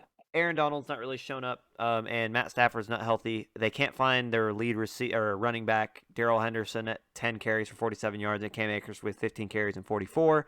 Just give the ball to Darrell and let it go. Give up on Cam Akers. I don't know what they're thinking, but they're not. Sean McVay will not pick one. But you don't have your lead back yet. Matt Stafford's not healthy, and the rest of this team is playing as if they just won the Super Bowl and they have nothing else to prove. Pretty much, yeah. I mean, Cooper Kupp and Tyler Higbee played very well. Allen Robinson finally got some targets, but I don't know. I just don't. I don't see this team repeating. I understand they've got as much talent as they No. do, and I know it's only week 2, so I don't want to jump the gun because they very easily still could if they all kind of camaraderie back together and play like they did last Oh, year. now we're not jumping the gun. I'd There you go. never jump the gun. I don't understand what you're talking about. Yeah. Other than when you Okay. put words in my mouth. I did not. Oh yeah. Anyway, You said what you said. I Understood. said what? Yes, I did. I did say what I said, and people that listen understand what I said. This is going on the gram. Yep. um. Anyway, I don't know. That's kind of my thoughts on the Rams. They're good, but do they still have that drive to win like they did last year? Is to be seen. Yeah, they still definitely have time to flip that switch. We saw last year that the additions that they made later in the year put them over the hump Right. with Odell and Vaughn. So I mean, Eric. again, I don't see another Von Miller getting cut again. I don't see was he cut or traded? He ended up being dealt, I thought. Yeah, they were going to cut him, but the Rams traded for him. That's what it was. Yeah. And Odell, he got cut. So how many times are you going to see that during a season where players of that caliber are just dropped? Basically, you're getting them for Yeah. nothing. You're just not going to see that very often. They got really lucky, and um, yeah, unless that happens again, unless they can do that, which I don't know where they would find the money to do that. Oh, I don't see anything really big on the horizon for the Rams. Like, I don't see a two-peat They thing essentially coming. sold their soul for last year and this year, and then they won last year, and now it's kind of like what remains. Yeah, like they're gonna need more out of the guys that they did bring in. Um, but I don't know. I don't see them getting as much as what they got last year. Yeah. Um, I'm good with that one. Anything else you'd like to say about it? Nothing. All right, Raiders Cardinals. Um, Kyler Murray basically carried late, and So um, mad. yeah, I understand. I like are the Raiders are really good to be 0-2. I Like, know. they're not even playing bad. It's You just they played the Chargers and they've played the Cardinals when the Cardinals decide to be good. you've got two teams. You've got the Raiders and the Bengals at sitting at 0-2, and I don't like. I understand the Bengals hurts more, but my Raiders pick to win the West is looking worse and worse as we go on. But I'm sticking with it. It is, and I think my pick of them to finish third is kind of Looking great, looking actually. looking pretty good right now. Not letting Big, go, but still. I'm not. Yeah. Um. I'm pretty sure I picked the Chiefs to finish first, so like I'm still good with that. Oh yeah. No, I will say dipping. I like the phrase you said before, so I'm going to steal it. Dipping the toe back into fantasy. Uh-huh. Um, I have Hollywood Brown, Yes. and he's done okay for me Mm-hmm. in my fantasy. But I will say for fantasy owners of old Hollywood, sell, sell, sell on this man because he is the current top receiver, not named Zach Ertz, in this offense, and he still can't get more than 6 receptions and 68 yards. He didn't get a touchdown. So what that equates to in a fantasy perspective means he got about 12 points, Mm-hmm.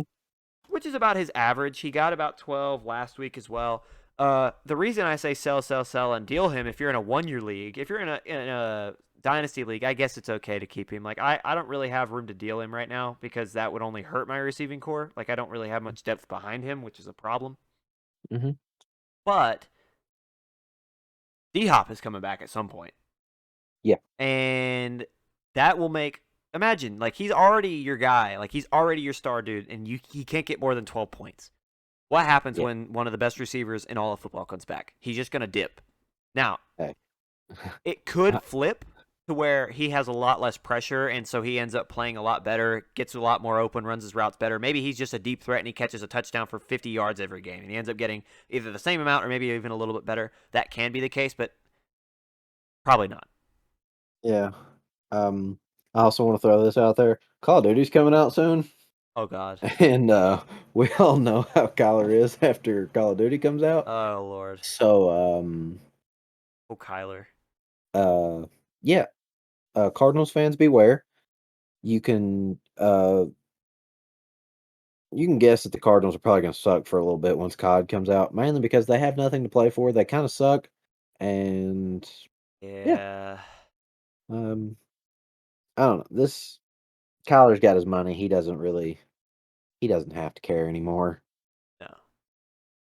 I will say Like from yeah, a Raiders standpoint, Devontae Adams only having 2 catches for 12 yards and a touchdown is a problem. yeah, especially when Mac Hollins has 5 for 66. Yeah. That is not what you want to see because No. Mac couldn't even make it with the Dolphins last year Nope. And yeah. or the Eagles when they sucked. Yeah, I we mean, come on. got a lot of issues here going on in Yeah, Vegas. lot of issues with the way they went out there offensively last week.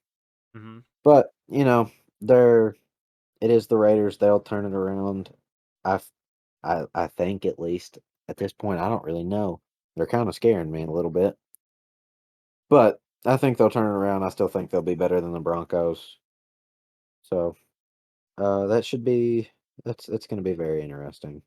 Oh, for sure. Anything else? Anything else you'd like to add to that I game? think there's real what else is there to say about it? It was a fun game. Raiders should have won. Kyler played Kyler. Yeah, when Kyler's playing like that, it's gonna be hard to beat him. It's What just you never know when you're getting a Kyler game like that. I was on the gram and apparently I forgot about this, but a scout watching Kyler Murray says that he runs like a toddler when they stole their parents' phones. 100%. And I don't know. Anytime I see him run now, that's all I imagine is this man Yeah, running for his life. someone um, made an edit of it, and I thought it was it's hilarious. so funny. I hope that he plays that way all season, and I really want to see the Cardinals do well. Like Yeah, I unironically, would honestly I would love to see him in the playoffs, yeah, but I don't unironically, think talent-wise they have enough. no, but I would really like to see Arizona do something. I wish old Fitz was still there, but that's okay. Yeah. Oh, good old Fitz. What a guy. What a dude. But Legend. I guess it's time to move on. Do we Yeah. have to cover this one? Honestly, I was gonna breeze by it and just say that my rest take is correct and the Broncos suck. Dude, okay, thank you, because this game was probably the ugliest of all. Like, I know we talked about the Patriots and Steelers, and we talked about the Colts and Jags, but this one had to be the most painful. Mhm. Talking about I Houston Texans and the Denver Broncos, for those that don't know. Yeah, sorry, we probably should have specified that, but, um, I do wanna get into this a little bit. I was watching Richard Sherman's, like, a clip of Richard Sherman's podcast, and him and KJ Wright were talking about the, how Russell Wilson was treated with the Seahawks, Hmm. and he was talking about how that um if there was something wrong, it was always blamed on the defense. Like they never blamed Russ for anything. Pete Carroll treated him like he was a golden child. Like Wow. wouldn't even mention him in meetings or anything. Like if they lost, it was the defense fault. I think that is absolutely insane that that is coming out now. First off, and second off, makes me question Russ a little bit Yeah. because Russ always he's put off this corny. That's the word I'm going to use because that's what I see most often. This corny persona, and like apparently is now a diva. Like I don't know. I just think it's funny. He was like the dad of the NFL.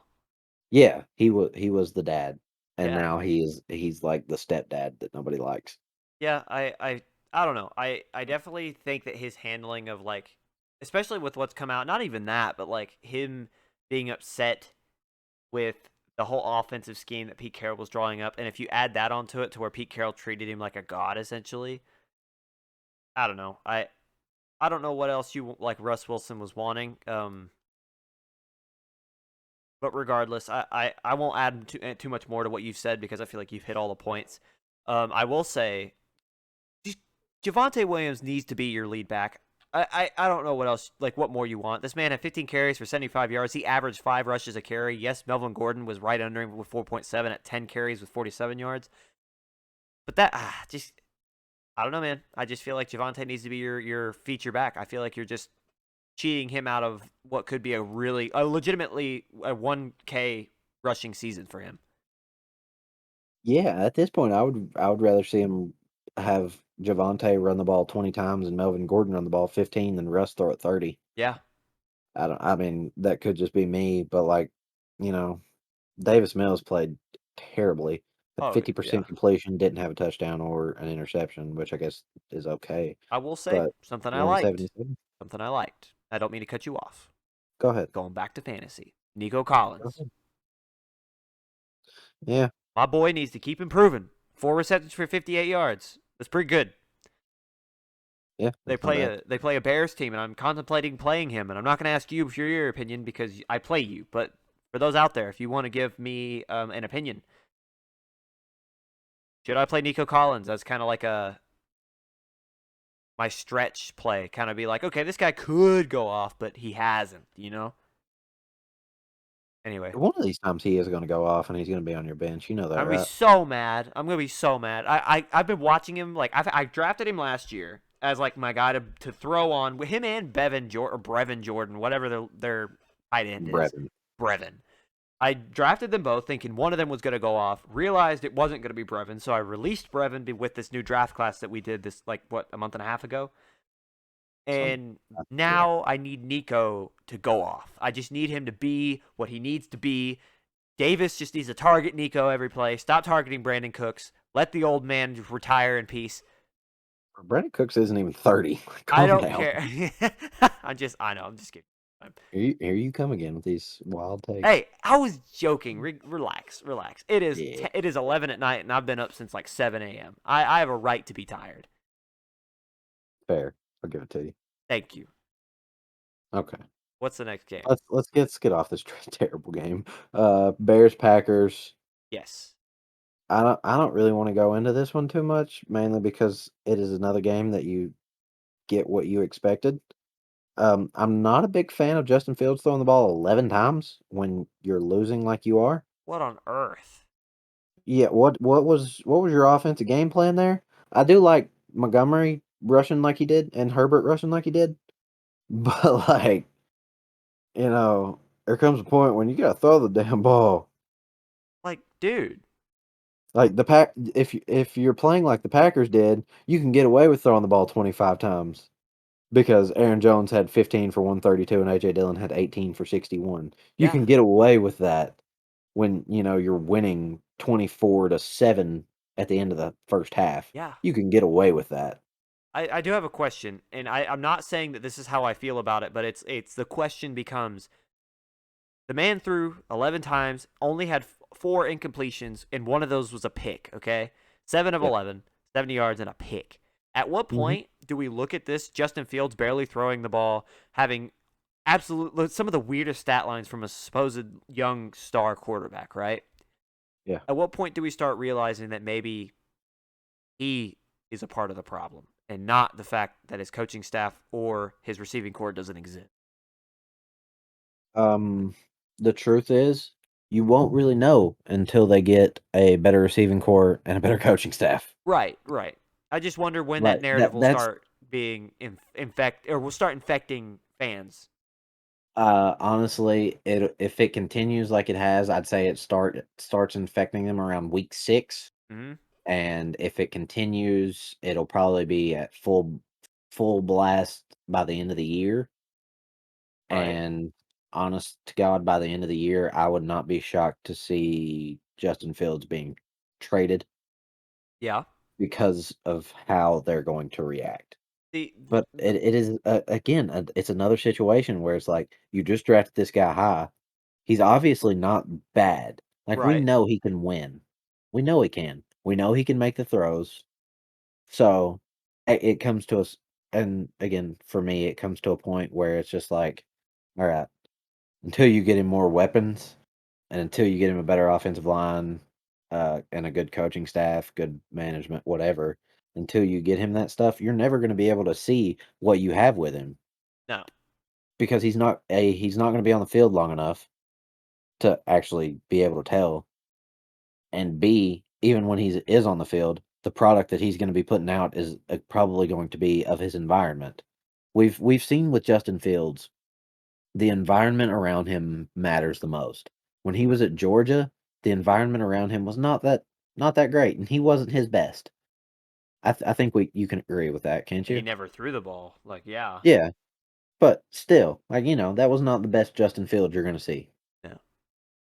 He goes to Ohio State, he has weapons, he has a good offensive line, he has a good coaching staff, and you see him elevate. Right. He Yeah. gets drafted to the Bears, he comes in, has terrible weapons, terrible offensive line, terrible coaching, and you see him play down. Yeah. The only I reason feel like he's a product of his environment. of course. And I can't say you're wrong. The only reason I asked that is because even last week when supposedly when the playbook opened up for him, he only threw the ball 17 times. Yeah. So it's like or yeah, It he'll wasn't a downpour too, so right, right. So like it is hard. There's a bunch of different things, and in my personal opinion, I still think Justin Fields can be that guy. And I love if I'm the Bears, I love that I have him.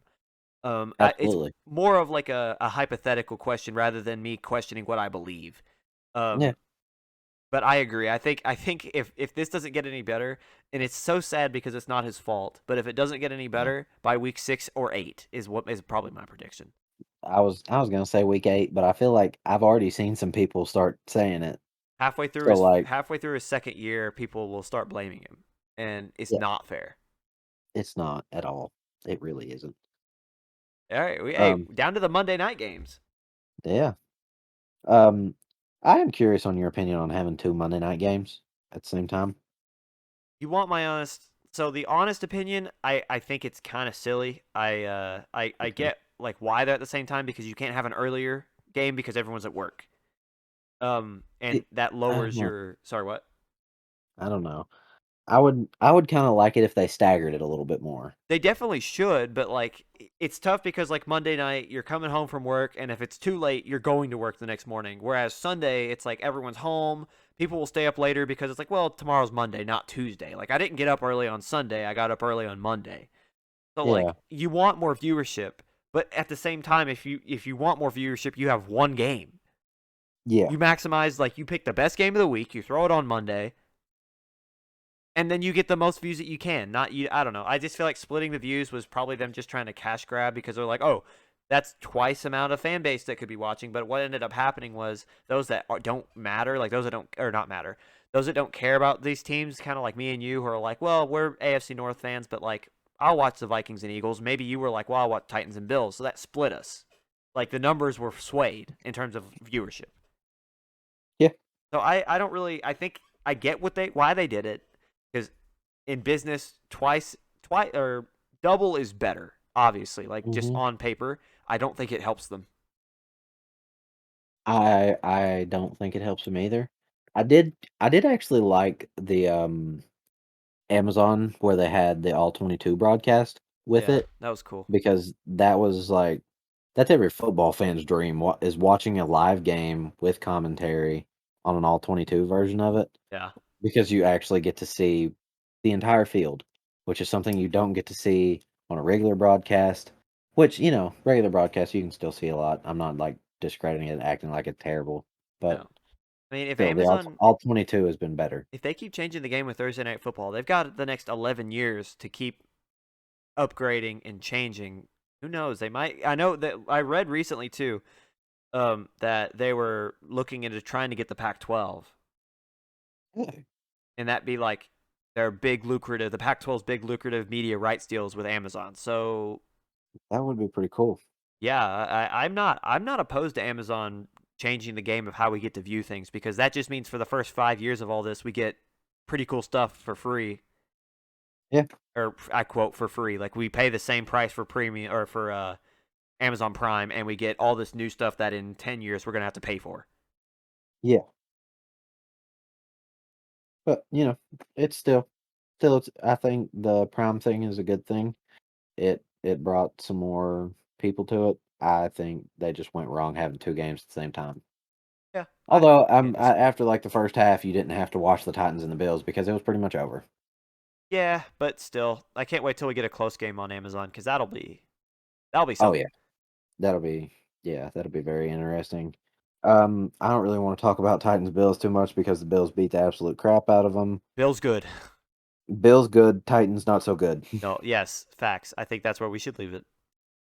Yep, pretty much. That works for me. Derrick Henry didn't play good. Other than that, like, you know. Eagles, Vikings, again, we've kinda already talked about this a little bit.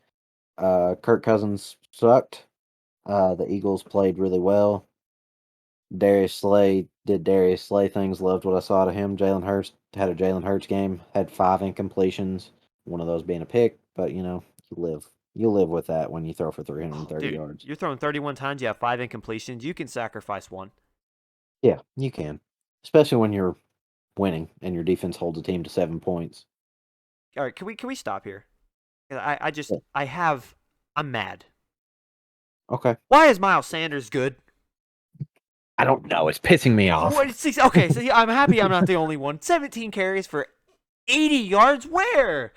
Like Miles Sanders has been the biggest disappointment since he came into the NFL, and now he's decided he wants to be one of the best running backs, he and that's needs to making me so not. mad. I'm sick. I'm literally like I feel sick because of it. He needs to Like, you know stop. how many times I've drafted Miles Sanders the Oh, last same. 3 years in Same. fantasy football. The year I finally decide to smart up and fade him, he goes off. Like Yeah. I'm getting ready to lose it with him. No, screw that guy. Miles Yeah, Sanders, you can do. I'm not even gonna say kick, that. You can do kick whatever. rocks. Yeah, go I hope kick your rocks. pillow's warm. Yeah, like I hope you have kerneled milk, and your girlfriend breaks up with you. That's how I feel. That's a little harsh. I was Okay, just I hope sticking. I you're. was sticking. I was I sticking with hope. the warm All pillow. right, I hope your girlfriend dreams that you cheated on her and is mad at you the next morning. That's fair. Yeah, And no breakups involved. That's it. yeah. God, what is wrong with us? I don't know, but I'm angry. Okay, that's the point I'm trying to get across here. I'm angry. Oh my god. Um. Also, I want to throw out there, Kirk Cousins was the leading rusher for the Vikings. I didn't He, even notice that. What on he earth? he had 2 rushes for 20 yards and led the Vikings in rushing yards. I can't tell if the Vikings are good or bad. Like, make up your mind. It depends on Kirk Cousins. Kevin O'Connell, get your team together. Like, Yeah. why is What? Kirk Cousins rushing at all? Yeah, I don't. What is going on? I don't What is know. this football season? I don't know. This is weird. It's absolutely wild. Kirk I'm Cousins here led his for it, team but in it's rushing. wild. Tua, Carson Wentz, and Joe Flacco are the three leading passers.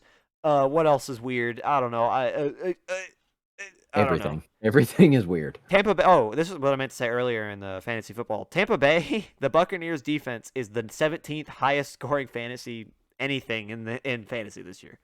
That is wild. I'm not going to elaborate anymore, but in terms of weird, that is pretty weird. That is weird. I don't. Oh my god, I don't know how to feel about this anymore. I'm so. What is going on? You know what? Okay, I want to move on from this game because I actually have a question for you, but I want to say this: if we get a Bills Eagles Super Bowl, I think the United States will break. 100%. The two craziest fan bases in I America. need it. I need it, If that's the situation, go Bills. dude. I don't even care.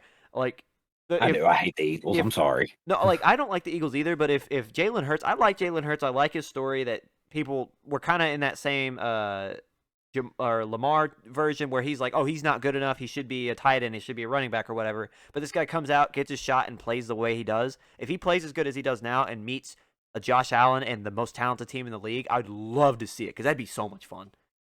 Yeah. Then you've Why got, does the NFC suck so bad? I don't know, but then you've got Buffalo and Philadelphia at each other's throats, and that just it makes me feel warm inside. Yeah. Um, Okay. What was your question? Because Here it we're is. through with the games. Yeah, we are. We are at we're 10 minutes away from 2 hours and we're about to wrap this up. I want you to pick, looking forward at week 3, what is your game of the week? Ooh, that one's hard. It's gonna be hard for me not to say Steelers Browns just because I think it's gonna be a dogfight. Right? But um, let me look through them here again.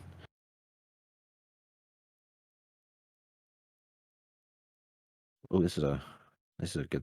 I feel like you got to go Packers, Bucks, Rams, Cardinals are up there. Okay. Um, Eagles, Commanders.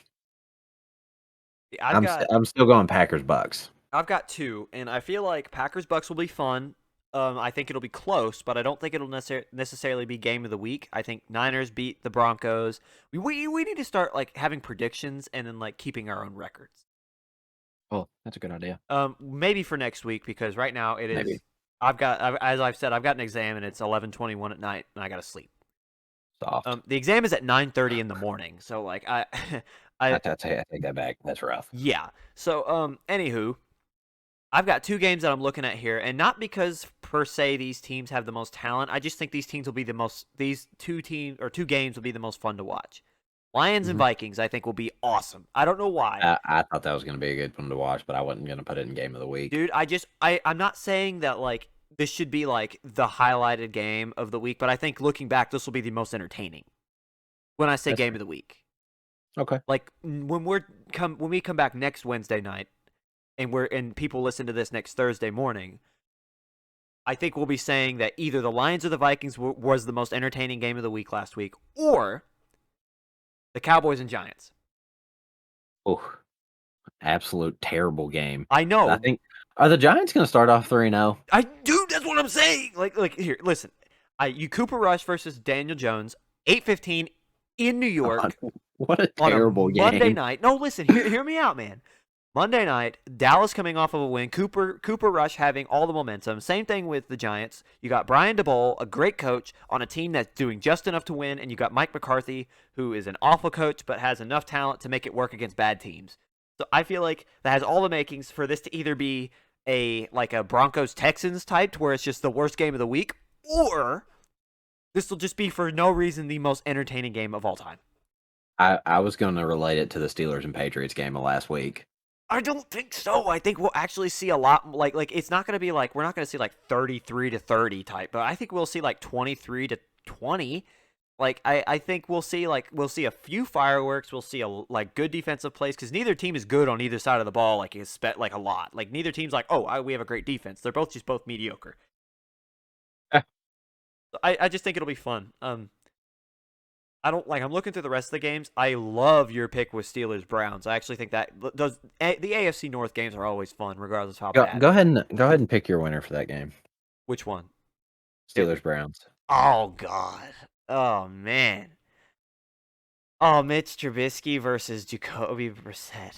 Game of the week. Game of the week. So I'm gonna say I will probably still stick Browns because Browns still put up 30 points even though they absolutely like their meltdown late game against the Jets was really bad. But I think their offense still being able to put up points, especially against a decent Jets team, and they're going up against a Steelers defense that not only played deflated last week, but also they don't have their best player. Yeah. and I feel like the Steelers' offensive woes will not go away. So I think the Browns probably win it, but I definitely think it'll be an entertaining game. I'm gonna go with Browns win it 24-17, and Nick Chubb has like 180 yards. See, I'll go with the score. I'll say I think that. Ooh, give me a second. I think Browns win it 31-20. I think Yeah, I mean, that's fair. or 30 whatever. I'll say 31. I'll say yeah. Browns win 31-20. It was a decent game, but Browns having a decent offense and the Steelers not being able to put up points consistently will be their downfall. Yeah, pretty much. Um, I think we're good. We good? Yeah, I do. We should Uh, we should like hey live on air. We should do a predictions segment to end every episode. yeah, that's how we'll end next week. Yeah, we just That was go through. great, great live on air call, Ryan. But hey, Love to see it. I'm him. I am. He is him. He is him. I told a bit. I'm just kidding. Um, you wanna talk about the projects you have coming up? Okay, so people and loyal followers of this really, really sporadic network that we have kind of birthed into existence. Um, we talked last week about the other sports shows coming up because they are. So we've got this one. Jarrett is actually the head of our sports department. I Ryan actually am like I don't want to call myself the owner, but I am kind of like the producer, the overseer. I'm the guy that birthed this network, right? Founder. The founder. That's a great word for it. The founder, producer, the kind of oversight of this entire network. And me and Jarrett have been friends for forever. And I was like, Jarrett, I need help. And Jarrett is probably the most intelligent sports mind I know outside of a very few other people. And that's, you know who Kind. they are, Jarrett. Too Um, kind. say what? You're too kind. No, I'm being But keep going. I'm being dead serious. Keep, Like, no, just keep going. but so I wanted Jarrett to be head of our sports segment. So Jarrett will be coming out with another show covering baseball, and me and Jarrett will also be coming together for a show eventually where we, like I said last week, we will show both our faces, where it's kind of like a first take style where we run through four different or not four, but like all the different big sports headlines, and you'll actually see our faces on that one. That'll be probably live streamed too. Yeah. Actually, it will be live streamed whether it starts that way or not. It will be. Um, Yeah. but on top of that, for those that have watched our network, we used to have a show called Beyond the Screen, which was film. It stepped away, it stepped back from sports, and this whole network started with another show called Beyond the Closed Door. I can say verifiably that both of those shows are coming back. So if you guys like cinema, if you like true crime, if you like the weird, if you like any of that type of stuff, this will be there for you. Also, Jarrett, I didn't even get to talk to you about this before. I have made an acquaintance with a guy who is how do I word this? He is a professional wrestling referee for the independent circuit around this area in Kentucky, Yeah, you told me Indiana. about him. Well, he has interest in running a professional wrestling podcast. I'm here for it. So that might be something that happens. I want to hype it up just in case. If not, I'll just tell you that it's not happening. There's no harm in letting you guys like in on the kind of behind the scenes. Yeah. But yeah, if you like pro wrestling, if you like true crime, if you like movies, if you like baseball, if you like basketball, that's another thing. I'll have my own. I'll have my Basketball's coming soon. yeah. I'll have my second chance points is coming back. We had one kind of beta episode in March covering the NCAA tournament. That is coming back. And I myself will be running that. Jarrett will be in there. And Mhm. every all these famous voices and people you love will be there. So yeah, Mhm. a lot of exciting stuff. It's just been a rough road with a lot of things to juggle. But now that we finally have a direction, we finally have some persistence and consistency. I really think that this is going to take off. So once again, I appreciate you guys for listening this far. We're now a minute and a half from 2 hours into this episode. Mhm. Last week we were 206. And yeah, please stick around if you stuck this far. Appreciate you, and I'll throw it back to Jarrett to close us out. Yeah, I'm gonna add on to what you said. Any show ideas that y'all would even have for myself or Ryan, come. You can talk to us about them anytime because we would love to hear it. You can DM us on the Instagram account. We Yeah, will respond there. And Greater Than genuinely, Network has Facebook, Instagram, Twitter. Jarrett, I might talk to you about making a TikTok for it. Oh, Yeah, here for it. and comment on the YouTube video if you have an idea. Yeah. All right. We're open to any suggestion. Any suggestion you would have to make this podcast better, make you all feel more welcome. Anything. We're we're open. This is new. We're still working out kinks. Although it is called mostly audibles for a reason because we just end up rambling on, and that's how we like it. We do. Um. Anything else? No, that's everything. That's everything. All right. Thank you all for listening to the Mostly Audibles podcast with myself, Jarrett Smith, and Ryan. Say bye, Ryan. Bye. Thank you all for listening. See y'all next time. See you guys.